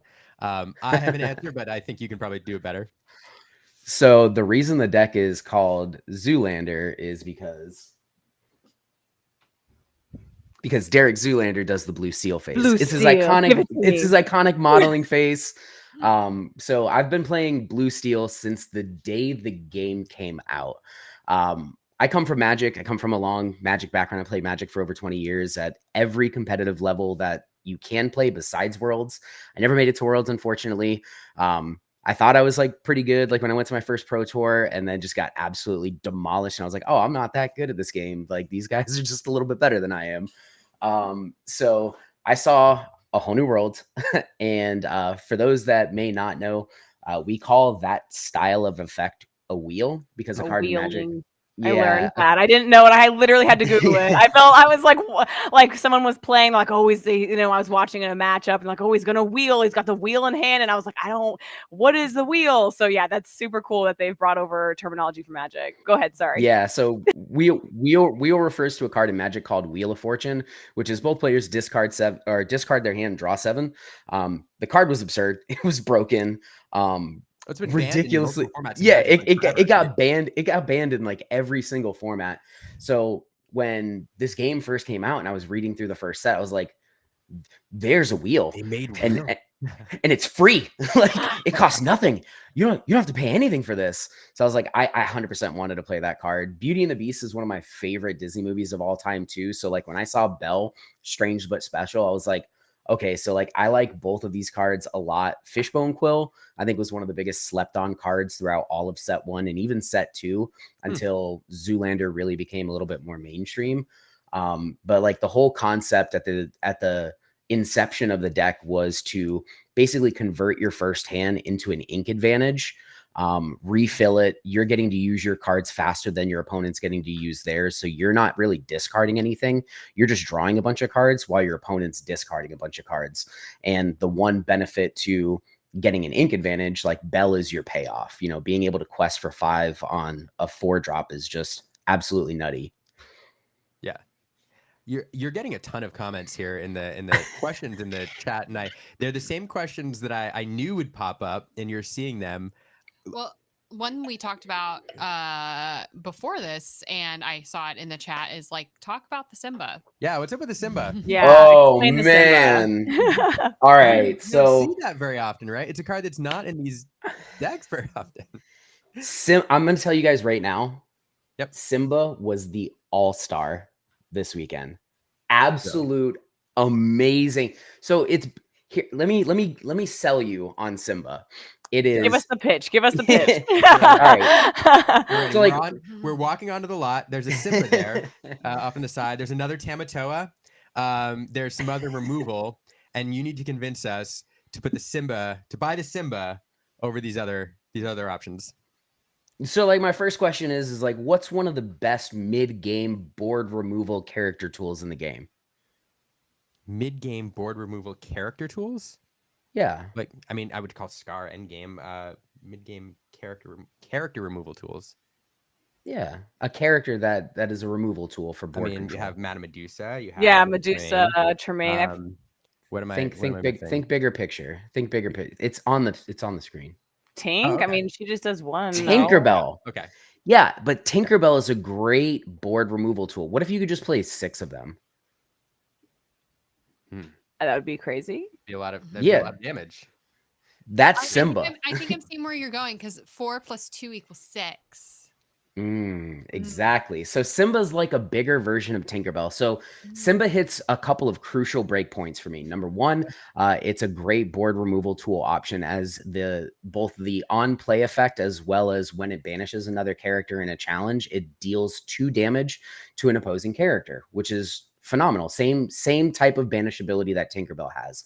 The difference is the stat line on this card is absolutely amazing. A 5/7 is very, very difficult to deal with. Medusa can't get rid of it. Maui doesn't trade into it for free. Maui gets banished and Simba's still there hanging out. He can also challenge Cinderella Stouthearted's pretty effectively.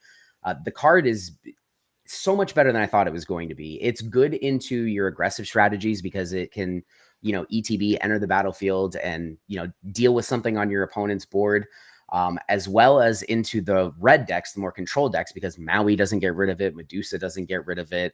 It's a great singer. And in the red matchups, specifically like red-blue, it has another ability that you get to choose from. I like options. Yeah. I love cards with modes that have different options. So in like the red-blue matchup, we're both blue decks. We're both dime decks. We're both trying to win with this like really, really powerful end game. And Simba has the ability for card filtration. I can draw 2 cards and discard 2 cards so that I can try to get to those lucky dimes faster than my opponent. Very valuable. So valuable.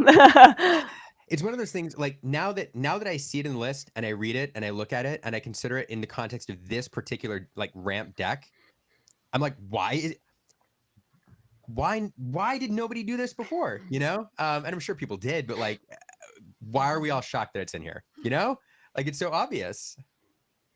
I mean, it also helps that like I played in the Swiss, I played into 5 green decks, and like as soon as I played a Simba, like it was over. Like it turned off their questing, like they couldn't turn body sideways anymore. It doesn't get hit by it, and then along came Zeus. Like it dodges all of the relevant removal. Now you do only have, I see you're running the 3 bells for like endgame dime targets, but you only have the 1 Tamatoa. which I feel like, some people in the chat some people might see her a little bit light there. Why only one? Yeah, why? I'm very curious. Why on the one Tamatoa? Explain yourself. So don't look at this as a Tamatoa deck. This Tamatoa is actually just a third inkable Lucky Dime. I wanted to play a third Lucky Dime, but I put myself in a lot of situations where if I draw a dime early, like I will wheel off a hand that has a dime in it instead of inking it off of the Fishbone Quill, with the expectation that I can play Tamatoa in the later stage of the game to pick it up from the discard pile to then use my discard as a resource. That is so smart. That is so smart. Because if you fishbone it away, then it's gone. It's gone forever. Forever. Yeah, it's a really great tip. Fascinating. I love it. And hey, it worked. Let's take a look at your bracket. This is fascinating. Yes, I want to see that. My bracket was you're rough. gonna stick with blue steel in the new meta? Oh, am I?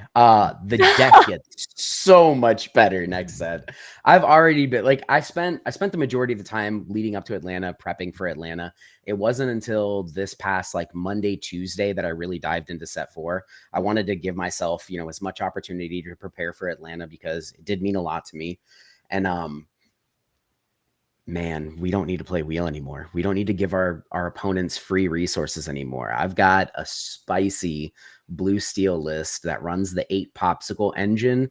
That's also running Maurice's workshop. The new Fortispheres. Oh my gosh. I'm not ready. I'm just no. So let me I'm gonna let you guys in on the tech, on the secret. So Maurice's workshop, but Maurice's workshop is a 3-cost item that really puts you off tempo because it doesn't impact the board state in any reasonable way. But you know what does? The new 3-drop blue queen.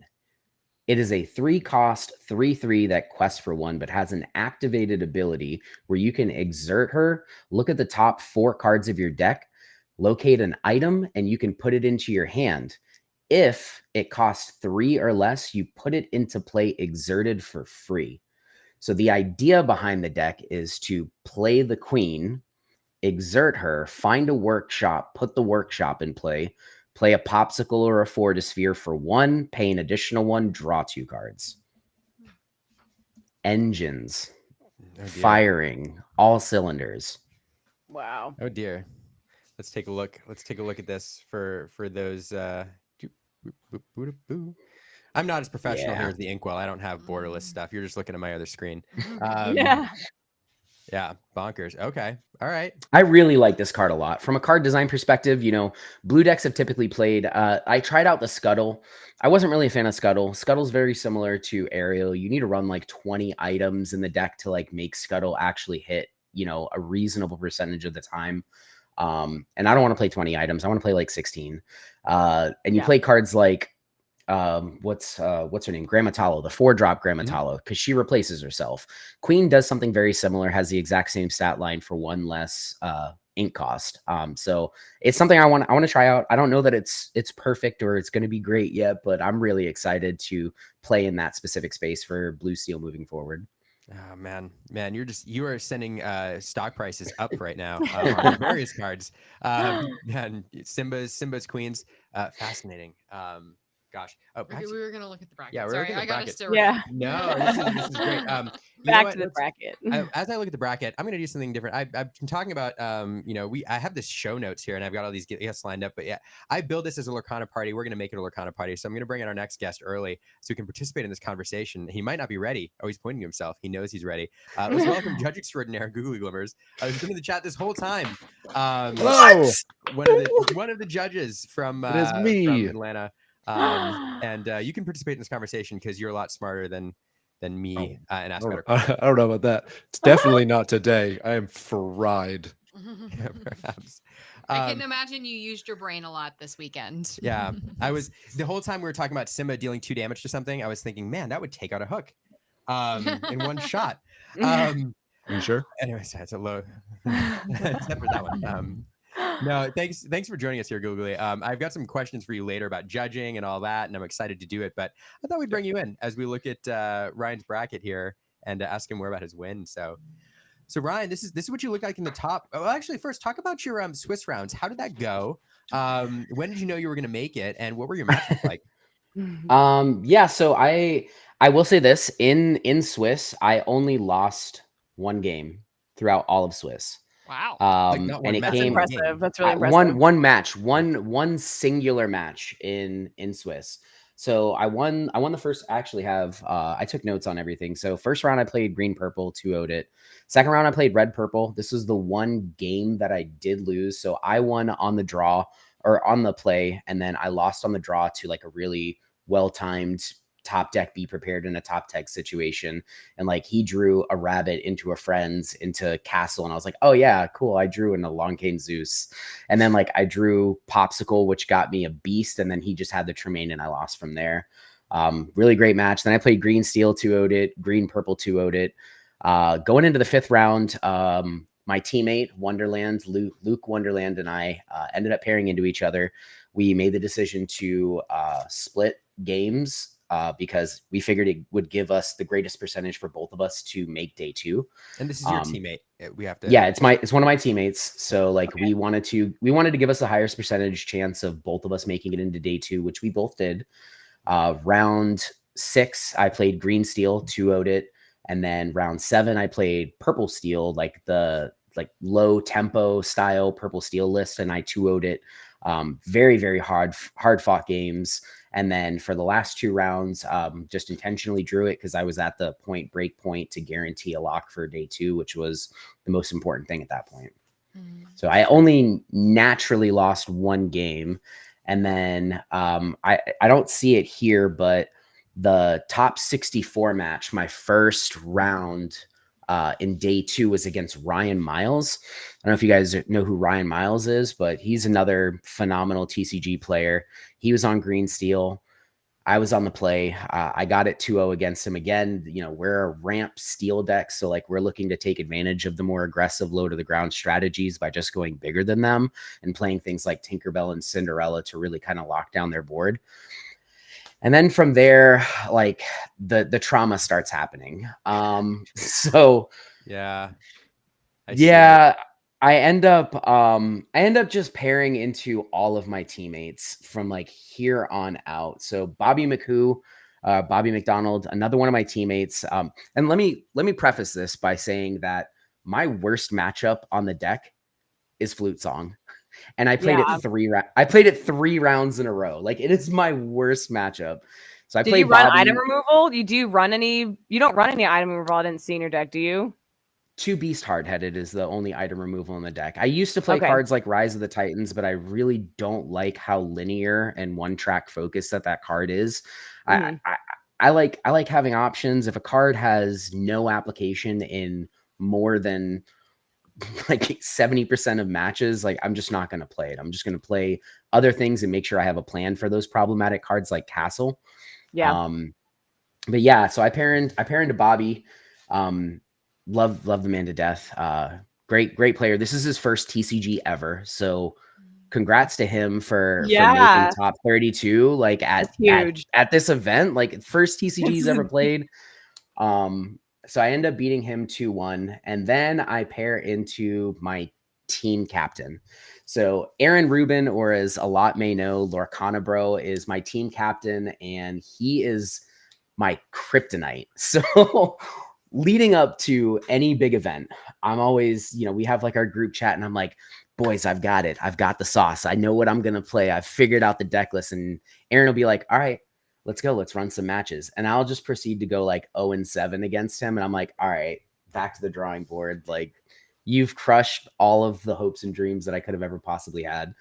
And it was an insanely well fought game. I ended up winning 2-1, made it into top 8. And then Zan Said, I think he's one of the top 10 best players in the world right now. If I was going to lose to anyone, the only person that I lost an entire round to for the entirety of the tournament is him. Like I can sleep well at night. He's an absolute legend. Yeah, I won't argue with you. Like it's a heck of a way to go down. Heck of a wall to run into. Playing your worst matchup. So Yeah, I mean, worst matchup. Yeah. He just had it all. Every turn, I'm like, all right, I can do this. Like, all right, I feel really good. And he's like, yeah, that's gone. Quest for 6. I'm like, yep. This was a game. This was a game of Lorcana. I have gosh, I have one comment kind of going back a little bit, and then I want to ask you kind of about your prep, Ryan, and how players can get ready. But one comment is I want to talk about the Simba real quick because it's occurred to me while we were talking about it. Casting this week, we saw a lot of we got to see a lot of different decks, and what fascinated me is the number of decks that rose to the top with modifications which we didn't expect, like just one off card. Now, I'm not talking about like the rogue deck that won. I could talk about that all day, and that blew my mind. But I'm talking about like Zach Bivens playing Jiminy Cricket. You know, standard deck, we're like, okay, this is doing something, and Jiminy Cricket hits on turn 2, and we're like, well, that's new. Or you running this Simba, like we're looking at the deck list, you're scanning, you're like, all right, yeah. Oh, that's new. Let's you know, we let's talked also to say not just Alexandra and the Jiminy Beast. Cricket, Oh, what are you but saying, also Googly? Jiminy Cricket with no Pinocchio. With no Pinocchio. Yeah, just there to be a 1/2 evasive. Or Alexandru with the 2 beasts. Like Beast we've seen in certain decks, but not kind of in this tempo-y mid-range build, not decks that aren't designed around Beast. So I think that's interesting because it does say, like, especially if you're a new player and you're net decking, or you're finding decks that, you know, pros are playing, and you're like, all right, I'm going to play this deck. Don't think that that's the perfect version of that deck and that you can't, you know, put in Tweak something it. that is good. Yeah. If I played, I was going to go to the top 8 with Cusco just for Breezy and show him that Cusco's still good. But Cusco can do it, Breezy. I would not have top 8'd, but I'm convinced Cusco's good. And anyway, so that's just a thought, because I love seeing these like kind of one-offs in these decks. I think it's great. Well, I think there's a lot of cards that go under the radar that people don't give the time of day to actually test and try out. And I'm the type of person, I will play almost any card to see if it's viable. While things may not look good on paper, they can have synergies within a deck that they just turn out to be really good. The amount of opponents that I had pick up Simba, including Zan, like pick up Simba, goes, what does this card do? Yeah. Excuse me, what does this card do? Like, the one turn that I remember is when Simba got to take out the Cinderella and also took out like the Benja that had 1 damage stacked on it to like 2 for like, how often am I able to take out a Cinderella plus something else? Almost never, but Simba can. That's true. Yeah, that's true. Man, last question for you, and then I kind of want to move on to another segment, talk to Googly for a bit and bring in some other people. It's great. Yeah, Liam playing Cusco, deadly combination. Right. Boom, baby. I think it's great. Anyway, so my question is, losing out top 64, amazing. Yeah, a lot of Tiberius Rourke made an appearance. I think we saw quite a few of those, actually. Not but they only appeared, I think, at this tournament or in these views for the first time. But I play a girl at my league who's shocked me a few times with Lyle, and I was like, I forgot this man existed. and then everybody goes, everybody of a certain generation goes, what's he from? Yeah.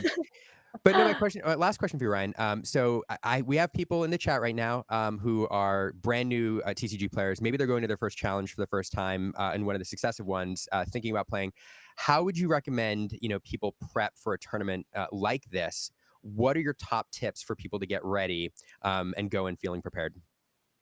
So first and foremost, I think like having a good support group around you is incredibly important. Like obviously, like I have, amazing friends that are very good at the game. So like I'm a little bit lucky.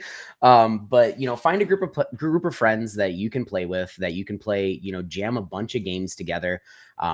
I always tell people this too. Anything can win one of these events. Like there are 3 things that you need to win one of these events. You need to be skilled. You need to have, a reasonable deck for the weekend, and you need to get lucky. I got incredibly lucky this weekend. I got lucky that I paired into a lot of green decks and I was playing a steel deck.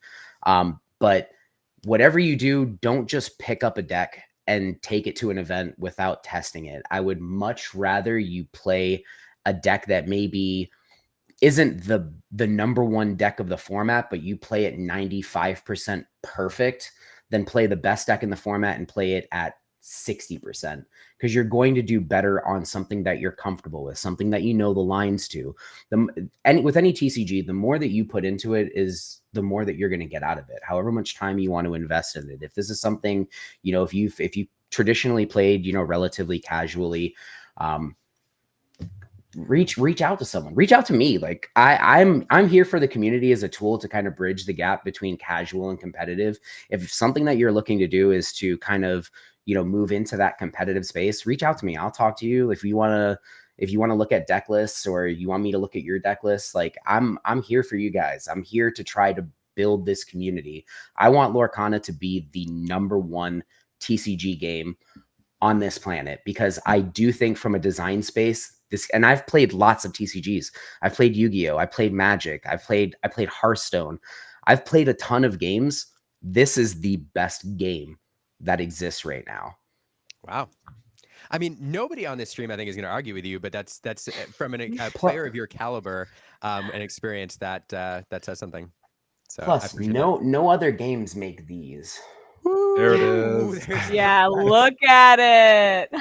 No other games make these. Flex it. Look at this thing. YouTube clip this. Look at that. Oh. What does that feel like holding? I said that was the last question. What does it feel like holding that in your hand? It doesn't feel real. Like, I went into this event not expecting anything. I went into the event to have fun. The main reason I wanted to go was to meet the community. Like, I wanted to meet a bunch of, like, even my own team members. Most of my team members are scattered out throughout the continental United States. They're all over the place. So this was the first time a lot of us got to meet in person, which was incredible. And I mean, I got to meet so many awesome people. I played against Kara, I think in like the 3rd round. And I didn't even realize it was her until she was like, she brought her backpack up and I saw the bracelets and I was like, oh, it's you. I follow you on Twitter. Like, and I got like really, really excited. I got to play Ryan Miles. I got to meet B Squared. I got to meet, you, Liam. I got to meet so many incredible people in the community. And I just love it, man. I'm a nerd. I love Disney. I love this community. I remember back in set 1, when the game first came out, the real deciding factor that pushed me away from Magic and made me stay with Lorcana was I would go to leagues and, there's lots of new people. And I heard this one phrase multiple times. And it's what really made me say, all right, this is the game. People would say, I lost, but I still had fun. I never heard a Magic player ever say that. Yeah. And that's when I knew that, like, the level of toxicity in some of the other TCGs that I've been involved with, unfortunately, like, this community is so wholesome. And I think a lot of it is derived from the IP. And like, us Disney adults, we just want to have fun, man. Let me play my princesses. Exactly. Like, yeah, I can honestly want to play some princesses. Yeah, that's definitely why I didn't really join any other TCGs. They just seemed so daunting and so male dominated too. I hear that this Lorcana is one of the most highly, has what's the most women population, highest female representation. I love it. So I absolutely it feels great. Love it. Yeah. So it's nice to hear you say that, because as an outsider, I was like, is it just me perceiving it as this way? So no, hearing you say that made me feel better too. Thanks. I love it. I completely agree. I shout out the community. We're going to do some guest transitions here in a second, but I want to, since you're talking about meeting people, since you're talking about, diversity in the community, I have to shout out one of my favorite meetings this weekend. I love meeting all the creators, but I also love meeting somebody we had on the stream, one of the best young players in the game right now, Riley Hostler, who's won a set championship. Very young player, but very, very talented. And I got to meet her this weekend, and that was probably one of her and her family was one of the favorite meetings. So shout out to you all. I see Amy in the chat there. So thanks. I sat next to her twice in Swiss. I sat next to her twice in Swiss and watched her just crush opponents. It's true. Future is bright in this game. Love that. Anyway, so we're gonna do some guest transitions. I do want to talk to Googly a bit about judging, but I said this is Lorcana Party. RMB, you said you can hang out for a little bit. I'm gonna bring in another guest, and I'm gonna do talking about people we love. I love Inkwell Gamers. Dalton here from Inkwell Gamers. Dalton, we are going to have you back to talk more in depth about your run because you also finished in the top 16, going to Continentals. Congratulations. Congrats. Yeah. Thank you. I want to do a whole deep dive into your deck. We don't have time this show, but I wanted to get you in here because this is a Lorcana Party. And so welcome. Yeah. Thanks for having me. I'm pretty lucky to be here. Thank you. Well, you're not lucky. I mean, you won top 16 and you're one of our favorite people. I did check our I chat. said The last lucky. time you were on this stream was in October of 23. So it's been a minute, I think. Yeah, it's been a while, and I'm really happy to be back. Well, great. Well, yeah, jump in, ask any questions. I mean, you know how we do it. It's nice and fun and loose. Googly, you are. I have to pay you a compliment. So people know you as the Googly Glimmer, and every time you're here, you know, we point out that you're also one of like the foremost rules expert in Lorcana. The way I you don't deep know. dive. I don't know about expert. Let's say nerd. I know things about rules and things that have happened, and I know you know the rules inside and out. And so it was very appropriate that you were representing, you know, the creator community as a judge, and one of I the most appreciate that. professional judges I've ever seen. And it It was a was the pleasure button watching down. you on That's all. stream. It just sold through it. It was the outfit. It was the shirt. It was. And every time I was casting, and I think Brandon said this, or Jonty, somebody else that was casting who's better than me, pointed out, like, every time you walked by, like, doing your judge thing, and you walked by one of the tables on stream, we were all like, we had to resist the urge to say, "Oh, a wild googly," you know, and we all got excited when you were on stream. So, what was it like? So I want to preface this too with, I know there's a lot of stuff that happened behind the scenes and things, you know, that you cannot and don't want to talk about. So we Right. won't stray into any of that. Yep. So if we get there, just say I can't answer that. But just in general, what was it like judging in Atlanta? Well, it was my first experience actually judging, not just being a nerd on the other side of a Knowing all Discord the chat, rules. you know? Yeah. Right? So it was definitely a lot different than that. I was expecting it to be a lot different, obviously. But it was different and very stressful, very nerve-wracking. I was really lucky to have the support of, you know, the other judges there as well. A lot of the calls I made, I would get, you know, confirmation on with the other judges who were there. There was, you know, very few things where I would jump in and just deal with something on my own. So it was really a team effort. I don't want to be sitting here as the content creator judge taking credit for everything, because it definitely was not at all like that. It was 100% team effort. We had Kyle back there as well, the rules manager who was recently hired, helping out with some things and help giving us some confirmation on some of the trickier policy questions, that kind of stuff. Yeah, no, I know you don't necessarily want to represent all the judges, but I do think it's kind of important to have somebody represent, you know, a creator or a voice in the community, kind of represent that side of things for a few reasons. But one of which is, you all, like, one of my questions for you, kind of stems out of this, but you all saw a lot of different things happen this weekend. You probably saw a lot of players make mistakes or do certain things incorrectly. And a lot of those were mistakes that can be overcome, or perhaps just ignorance, perhaps first big event.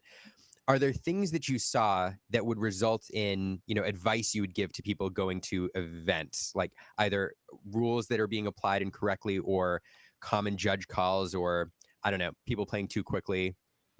What are your thoughts there? I think it's difficult to answer without, you know, without getting into specifics, getting into things that I shouldn't talk about. I will say there are things in the policy, less so the rules and more the tournament policy specifically, that are still up in the air. They're still being worked through, based on feedback from events and from the judges and from the players, to try to make the experience as fair and as accommodating as possible. The last thing we want to be doing is ending up giving people game losses for exerting ink before putting down a Cinderella one cost, you know, because if we end up with a legal game state, it's not a huge, it doesn't matter, right? It doesn't matter. It's the rule and it was wrong, but it doesn't matter because nothing happened that is a problem. So we're still, as a we, like I have anything to do with it, they are still working through those things to try to, you know, smooth that out and make sure that everybody knows that if you come in and you make like that kind of simple procedural error, you're not getting booted out the door. So that's the big thing. I guess the biggest thing I would say to somebody who's new and worried about coming in is relax. Everybody wants to have a good game, right? We don't want to have a rules game. We're not here to play the rules. We're here to play cards. And the rules are there to make it work, not to make anybody sad. That's a great Does way. that That makes happened? sense. That happened during mine and Kara's game. Like we were having a blast. Like we were like there was banter. Like we were having an absolute blast while right beside us there was like some heated friction, judge calls, and like it was intense. And like we looked over at it and like we looked at each other and we were like, well, we're having fun. They're not. Like Yeah, there was a very heated judge call next to me, match 3. I mean, and the guy didn't even tell her that he was going to call judge. But I will say there was a very sweet interaction when the game ended, and he was like, "Hey, I'm really sorry I called judge without explaining to you why." And it was actually really nice to watch and kind of like judge call. So that was a really nice thing to see this weekend. Yeah, that's fascinating for sure. Google, I have one more question for you on the judge front, and then I want to ask Dalton about his experience. If you had, I see a lot on Twitter and Facebook and in socials, people say, "Hey, I want to be a judge. How do I be a judge?" It's a very common question because there are people who play in local game stores, like in rural areas, and perhaps there is no judge and they want to step into that role, or perhaps they want to do what you did and be a judge, at a Lorcana challenge. Sure. If somebody is interested in following that, what's career path? I don't know. Yeah, the pathway. Yeah, Pathway to judge. Going on that quest to become a Lorcana judge. What's your advice to them? First of all, read all the rules. Read everything. Read it again. Maybe 3 or 4 times. And then probably hang out in the Discord. And anytime somebody pops up with a question, read the question, close the Discord, or hide it, minimize it. Try to answer the question yourself, and then see if everybody else agrees with you. And if they didn't, figure out why. What didn't you understand that made you get it wrong? And then just keep on. That's what I did basically. When I decided I was going to be interested in the rules, I would just hang out in those rules discords and not answer. I would just read and learn from the people who were talking about it, who at that point knew way more than I did, because all I had was my little quick start guide, and that was it, and I didn't know anything. And I just pick it up, and don't expect to know everything right away. Yeah. Like, there's tons of little things, little niche interactions that you don't expect. I can't think of any off the top of my head. Like I said, fried, but it's just the little thing, like bouncing back to hand when banished, right? You go to the discard first. That's important sometimes. Usually not, but occasionally it matters. And it's just the little things. So try to test yourself as much as you can and try, just try. It's great advice. Mm-hmm. I love it. Dalton, I did the thing where I brought people in and didn't do proper intros, and I'm going to do it now. A couple reasons. One, more people need to subscribe to your channel. So go there and do it now if you're watching, because Inkwell Gamers are amazing. We have a soft spot in our heart for husband-wife creator duos teams, because we think it's a family game for some reason. But yeah, so go check out Uncle Gamers, everybody. Fantastic channel. And Dalton, you crushed it this weekend. Invite to nationals, or rather continentals. What was your weekend like? It was really good, except for Googly almost having to give me a warning that one time. But wow. Oh. Do we not talk about the warning? Yeah. You can talk about it. I'm not going to bring it up. But if you want to talk about it, I will talk about it. I forgot to exert one ink on my turn. Not that it didn't matter, but yeah, my weekend was exceptional. I really did not think top 16. I didn't think top 64 was very likely. There's 2,000 people here, and I'm just me, and I play like maybe an hour a night if I can. I don't really get that much time to practice. Um, so yeah, it just going on the run that I did, it was really validating, and it was, yeah, it just made for an incredible weekend. Where are you, Dalton? I'm looking for you. Here you go. There it is. Yeah. There you are, into the octo finals. In the same bracket as Alexandru. Almost ran into him, our other guest. That's awesome. Yeah. Gosh, I do want to deep dive your deck list. I don't have it up, but we'll do it maybe next show if you're up for it. But Oh heck yeah, absolutely. yeah, talk about your journey. But yeah, so not how did well, it's a good question. How did you prep for this? I mean, you came in not expecting to do this well, you said, but what was like why the deck choice and yeah, how'd you do it? Well, I think that in general, Ruby Sapphire is probably just the most powerful deck. It plays so many really good cards that, and I've played it for a couple months now, that it was just the deck that I was most comfortable with. I could have brought Ruby Amethyst as well, but I haven't played that one recently. So yeah, I just didn't want to bring that. So I wanted to bring the most powerful deck. I thought Ruby Sapphire was that. And yeah, the only thing I wanted to shore up is the aggro matchups, specifically against discard variants. And yeah, that's why I brought the tech choice that we were going to elaborate on next episode, I guess. Yeah. No, I'm excited. I got a question for you, Dalton. Yeah. Did you pair into any blue steel on the day? I did not. I paired pretty much exclusively into red, purple, and green steel. How were your green steel matches? Because did you? Fair. Oh, go ahead. That was the matchup. I was playing from the green steel side and felt like red blue just figured out how to play into green steel. Like, can you help me understand? If you played against it, how well you did against it? Like, what did you do that skewed that matchup in your favor? So I play against 4 green decks, and the tech card that I brought was the Shift Queen of Hearts, the 5-cost one. Yeah, because I just think that the 2-cost Queen of Hearts just is not a good card, but you actually just have to play it in order to have some early game.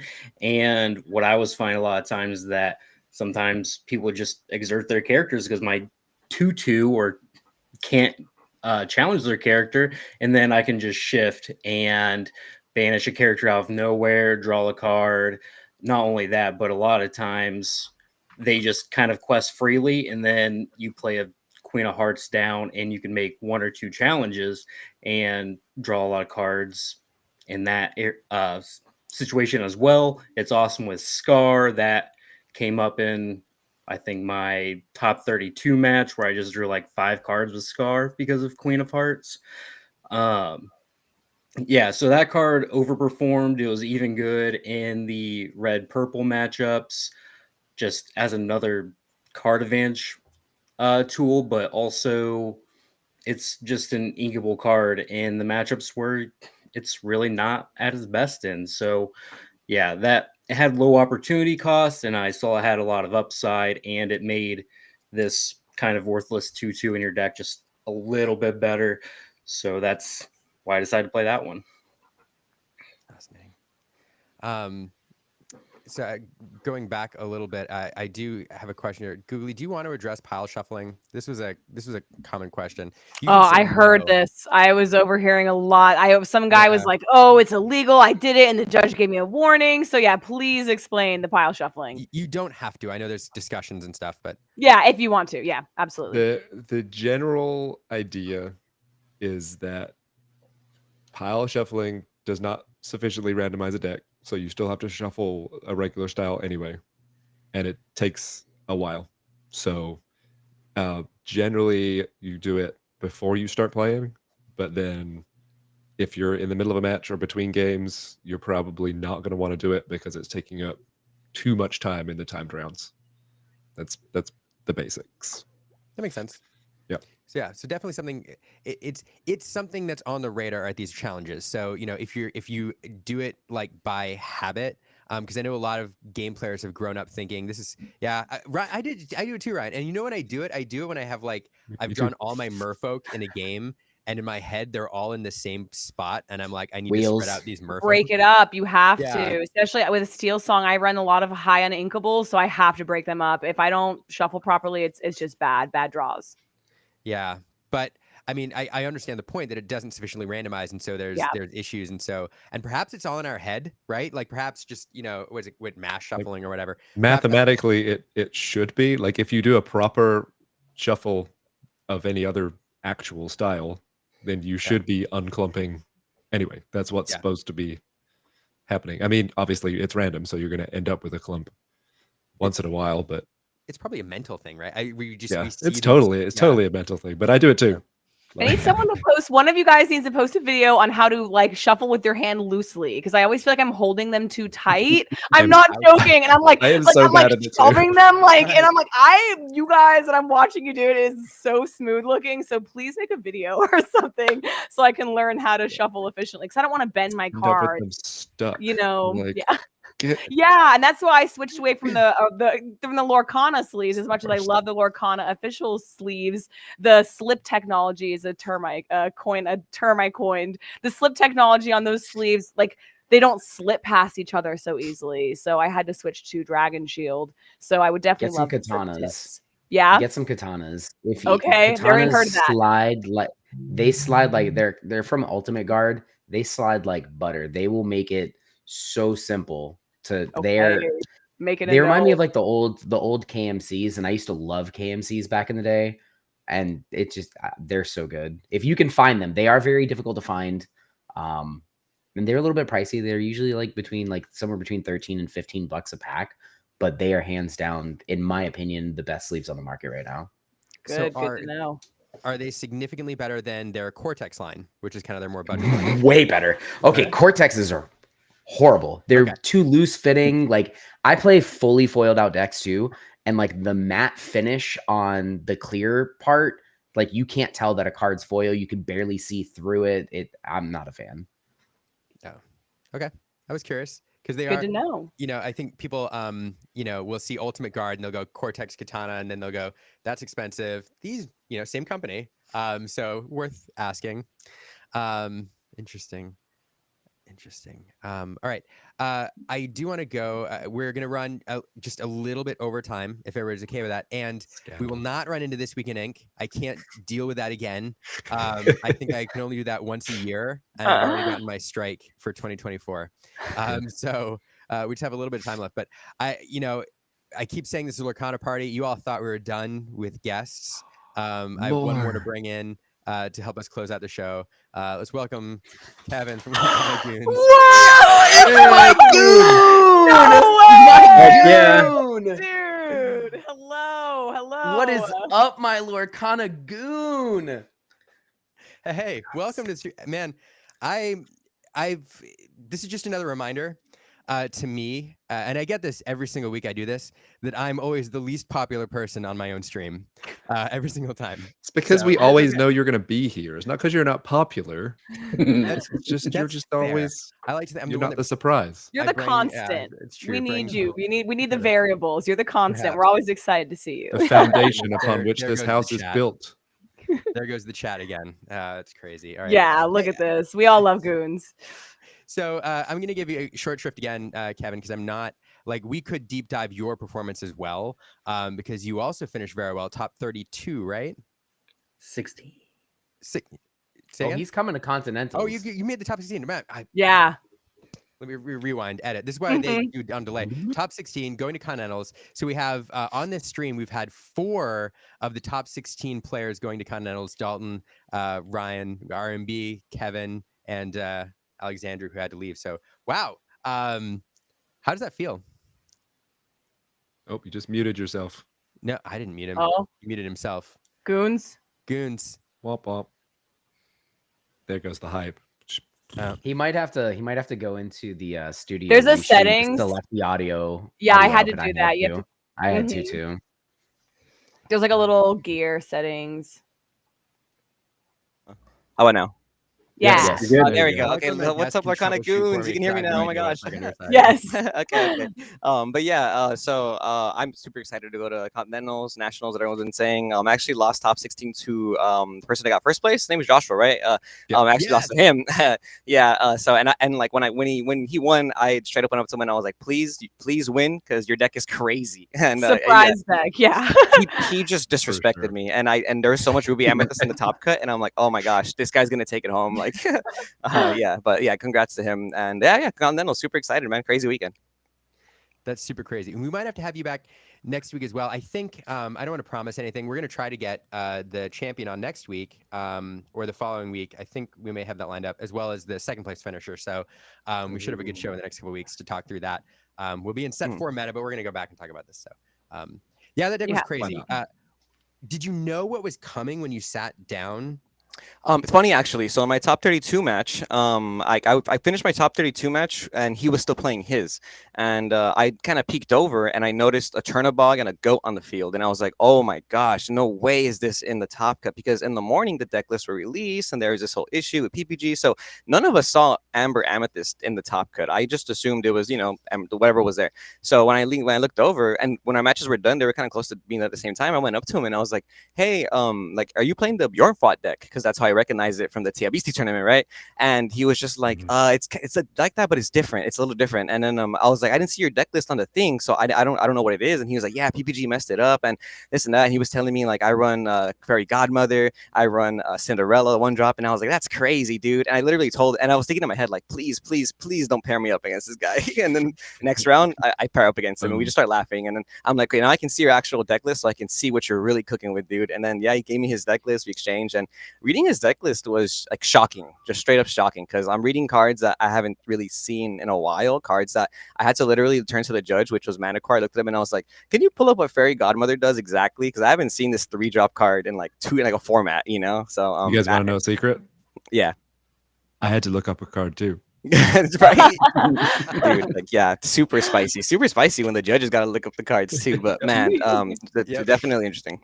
But we were commentating too. Like most of the time, we know all the meta decks, and we know these cards, and so this comes out. We're like, all right, the Merfolk does this and this does this. There were like 3 times where Brandon and I, like one of us was talking while the other one was on our phone. Like, what does this do? And then we'd like slide it over so we could sound smart. And so like Brandon would slide me the phone, and I'd be like, Fairy Godmother is a 3-cost 3/4 that Cinderella. You guys were pulling it. I rewatched it. I was like, how are they? I was like, how do they know the stats in these cards? Yeah, only for a few, but definitely like. But no, like the Godmothers. I was like, pulling the stats out. That was impressive. So I good to know that was going on behind the scenes. Are there any other commentator secrets I want to hear about? Are there any other that you can reveal, or I want to ask you a question, Liam? Before are there any? What was your? Let me articulate this question. What was your favorite thing about commentating? And was there something special that you would say was like your favorite takeaway from commentating this event this weekend? Oh, my favorite. I mean, the whole thing was amazing. I about commentating, I don't know if I could pick a favorite part because it was all so fun. I mean, favorite moments were anytime we were surprised, like when we saw cards that were off meta, or like the Fairy Godmothers or that deck, figuring out what that was. Working with, the team was great. Being paired with Brandon, at the table was amazing. I don't know that just the whole experience of commentating was just an honor, a pleasure, like to be associated with Lorcana in this way, in some sort of official-ish capacity. And he says after appearing on the Lorecast. Yeah, we all saw you on the Lorecast. Well, I mean, but there's no VOD, so it didn't happen. Brandon's got it. That's so good. Anyway, but yeah, so the whole thing was great, and I hope I get to do it again. It was just a pleasure. I will say, and maybe I'll redirect this a little bit and ask a question to the group by saying, the best part of the weekend for me, and I kept saying this on the live stream, was meeting like all of you. And it's not even just like when people run up and say hello, or people would say, I watch your videos, because those are all amazing. But these little moments, like turning a corner, going to my booth, and seeing, you know, like Dalton getting ready for his match, like running into you, Dalton, seeing you doing so well, and being like, oh, here's Dalton, and he's in the top cut and he's doing well and he's going to Continentals. Like people I know like that. Or turning the corner and seeing Kevin like walking over to the top tables and just like waving, you know, or I'm actually live like broadcasting. He like pokes his head around the corner, is like, hey, like we're all on screen.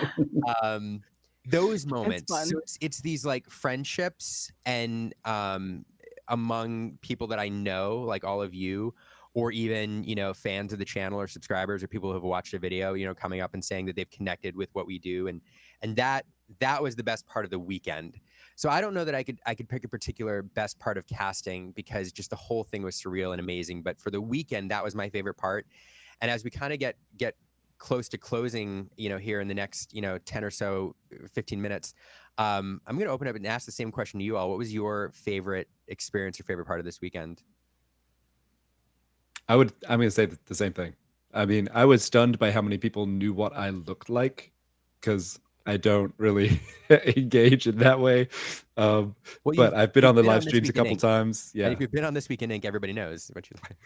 So that was awesome. And then just like walking, when I got to be out from behind the curtain, just walking around and seeing like people from my locals sitting across from people I know from the internet, or you know, just all of that. It was just the people coming together.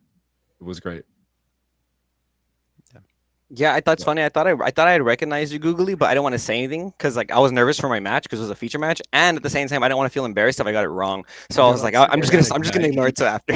like give the judge like the stare down as you're walking in. Like, yeah, I was like, I feel like I feel like I need to say hi to this person. I feel like I know them. I feel like we've talked before. But yeah, I think my favorite part of the weekend was honestly, and I'm sure a lot of us feel this way, it was just an eye-opening experience, man. Like I am so excited for the future of this game. Like I am just beyond excited for the future of Lorcana. I'm a little emotional about it. The amount of people that I got to meet, obviously from the internet and just in general.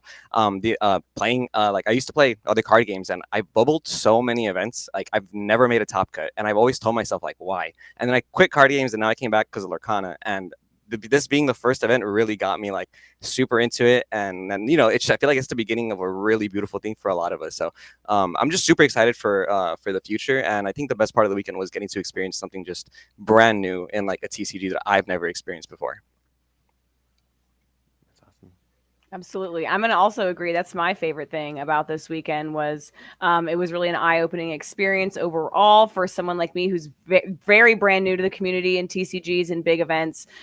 It was a learning experience. It was, you know, very warm. And I really feel I got to meet Ryan Miller. He signed my mat and signed a card for me. He signed A Whole New World. And he actually told me a little small story that was the first song that him and his wife sung at karaoke. So just meeting everyone, meeting Cameron, Lorcana curator. I met Goons. I met Tia, Beastie. It was just an incredible weekend. I saw Rochelle and wanted to approach her, but she was busy. And so I was kind of fangirling out. You know, I'm seeing Rochelle everywhere. So that was honestly, like everybody said, meeting everybody and experiencing this was hands down the best thing about it. Yeah, it was an amazing experience. It was just meeting everybody, like just sitting down and talking to you, Liam, and Brandon came over, and meeting Cannon, who is someone that I love. I always listen to his podcast, and then meeting Kevin. Like he's so hype and so much fun. So just meeting all the people it was remarkable. That's awesome. Ron, you're the only one who hasn't said anything. Well, you said it kind of earlier, but I'm gonna push it over to you.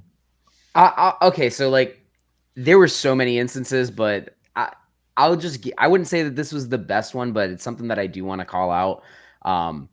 Luca Serrano, he's 15-year-old kid. He ended up crushing me in the 8K in Atlanta on like second best game of Lorcana I've ever played in my entire history of playing Lorcana. Kid's an absolute prodigy. He came up to me during the weekend with a playset of goats and said, RMB, will you sign my goats because you're the goat? And like that, Like Oh. that was such a feels that like that. Like I'm usually like that guy going up to like Reed Duke or someone like that being like, "Ah, can you sign my Tarmogoyfs?" Like that was me. So like that right there, that realization, like it brought a tear to my eye inside. Like Yeah, it you're that was, person now. I know, and like I want to be as approachable as possible. Like I'm just a dude who's bald who like enjoys card games, man. Like talk to me. I'm here. No, yeah, and I encourage everyone to talk to everybody because same thing. I felt a little intimidated to approach some people, and like I think after that Friday, that intimidation just went away, and I just started going up to as many people as I could find that I recognized, and I don't know, it was just it just felt so natural. It just felt so natural. I spoke to a lot of people that I had not really interacted with before, and I was shocked by how many people were just so open to having a conversation or letting me photograph their cards. It was super great. Yeah. I don't know. I agree. One thought, Ryan, since you mentioned it, Lucas Serrano, we love highlighting young players here because I don't think there's enough. And there's a variety of reasons why I understand that kids aren't highlighted on YouTube. Like it makes complete sense. Absolutely. Yeah. But like we're always want to highlight young players because I think if you're a young player playing Lorcana and you're trying to make it, seeing all of these players who are very successful as like 39-year-old people, sometimes that's intimidating. So Lucas, if you're out there and you're interested in like highlighting your journey, let us know. We'll he's gonna be a world champion one day, I'm telling you. Yeah, he's that good. First. So anyway, no, I appreciate everybody's thoughts. I do in addition to meeting Ryan, well, that reminded me, like meeting the Ravensburger team and having them be on the floor, so approachable, interacting with us, was one of the best parts of the weekend for me. I've got a story here. This was happening all weekend, but I thought this particular story was funny. Ryan Miller would walk around and just engage people in games, like sit down across from them, hand them a couple packs, and be like, my baby monitor is going off. Is he pack battling? He's pack battling. That's what they're doing. No way. Yeah, he would just pack battle people. But what would happen is if he was losing, he would grab his Sharpie because he's the creator of the game and reach across the table and sometimes modify your cards and sometimes modify his cards. So he reached across the table and made Meg, a little less powerful and given his Pegasus 3 lore so he could close out the game. And so I did get one of those. Somebody asked him, yeah, you do. And I love yours. Somebody asked him, hey, how is this official? And he signed him and he's like, well, now it's official. The pack battle he was doing, just so people it's really simple to explain. Maybe we'll do a video on it, but the format he was doing, he had 2 packs. He would, you open your packs, you get your cards. The 2 token cards in the back, like the rules cards or puzzle card or whatever, they become your first 2 ink. Those cards become your deck. Obviously, it's color irrelevant, and everything is inkable. And you just play. And if you go through your discard pile, like, it becomes your everything's inkable. Yeah, super fun. Cameron, Lorcana curator, was telling me about his matchup with Ryan Miller. It's super fun. He's got some awesome picks too. Yeah. It's just fantastic. So they were looking for a way to play, to teach people how to play an alternate format. And then, one of the fun things about draft, I think, that makes it so fun is you get to keep the cards after you play. It's an excuse to buy cards. So this is a way to buy a couple packs, hand them to a friend, and then you guys can battle it out. And guys or girls or gals, people can battle it out. And yeah, so. That's so wholesome. Yeah, I had a friend, a buddy of mine, and same thing happened to his girlfriend. She was just kind of like hanging around, waiting for him to finish his round, and he went up to her and he's like, "You want to play?" And he was like, "Sure." And then I guess he pulled like I forgot what foil legendary, but it was from I forgot what foil legendary was. I want to say it might have been like Ursula or like Diablo from the new set. And like after they played, he just gave her the legendary. He's like, "Oh, here you go." And then she just kept it. And she was telling her boyfriend, like, "Look, I got a free legendary from the creator." She was like freaking out. And I was like, "What? That's so cool. He's just playing people. What the heck?" Yeah, that's awesome. That's amazing. Just walking around, jamming out games. Yeah, and he was there all weekend with lines at his table signing cards. So it was just fantastic. I'm intimidated at the start of streams. I'm not gonna lie. I'm nervous. I look at the time and I'm like, oh man, got to fill an hour, and in this case, 2 hours. And then before I know it, we're at the end, and I honestly wish it could go longer. But we don't for a couple of reasons. One is this weekend is coming up, but also, we like to keep them shorter, and everybody is decompressing from the weekend in this particular moment, and I have to go do that. So before we say goodbye, I want to thank everybody for being here. And I just want to go around the horn one more time for any closing comments, and then make sure you tell people how folks can follow you all, because everybody here is amazing, and voices in the community, and people that should have a ton of followers. So just starting, I'm going to start with you, Googly, and just go around the bottom and up to top to our co-host here, Lorcana Girl. I have to go first for closing comments. You can do this, Googly. It was great. It was a really fun weekend. If you want to play some Lorcana, go to one. I am going to play it in Chicago. I'm not going to judge Chicago. I'm going to play because I did not know that I was going to be getting any promos for judging. So I was like, I'll play one, and then I'll judge as many of the rest as I can. So now I'm going to be doubling up, but that's fine. I don't care. Still going to be fun. Oh, look, it's my stuff. Yeah, hey, look who's at the top. There it is. That's Googly Glimmers. That's my nonsense social media where I put googly eyes on cards and occasionally play mats and other stuff. It's a lot of fun. It's a lot of silly. I also have a YouTube where I do rules videos, not nearly as frequently as I really should, but they're hard work. Yeah. Dalton, we highlighted you before, but where can people follow you, and what are you doing? Oh, you can follow us on Twitter, YouTube, Instagram at Inkwell Gamers. It's mostly my wife and I doing a podcast, but sometimes I'll stream the pack tournaments, or we'll do some mulligan videos, just some fun stuff like that. We probably should do more of it, but there's only so much time. But yeah, go ahead and follow us, and we'll try to keep pumping stuff out. Well, now we can follow your journey to Continentals as well. All three of you. And Googly, you too, when you top 16 in Chicago. So 100%. Looking forward to that. I'm seeing it. Goons. You can still see all my set 4 cards over there. I don't even know what they say yet. So we'll see how that goes. Cooking. But yeah, thanks for having the Lorcana Goons. You can follow us on Twitter, YouTube, Instagram. Mostly YouTube. We do market watch videos every Monday and Friday. If you guys haven't seen those on the secondary market, which I still need to do because all these prize promo cards are just all over the internet. And I do live streams.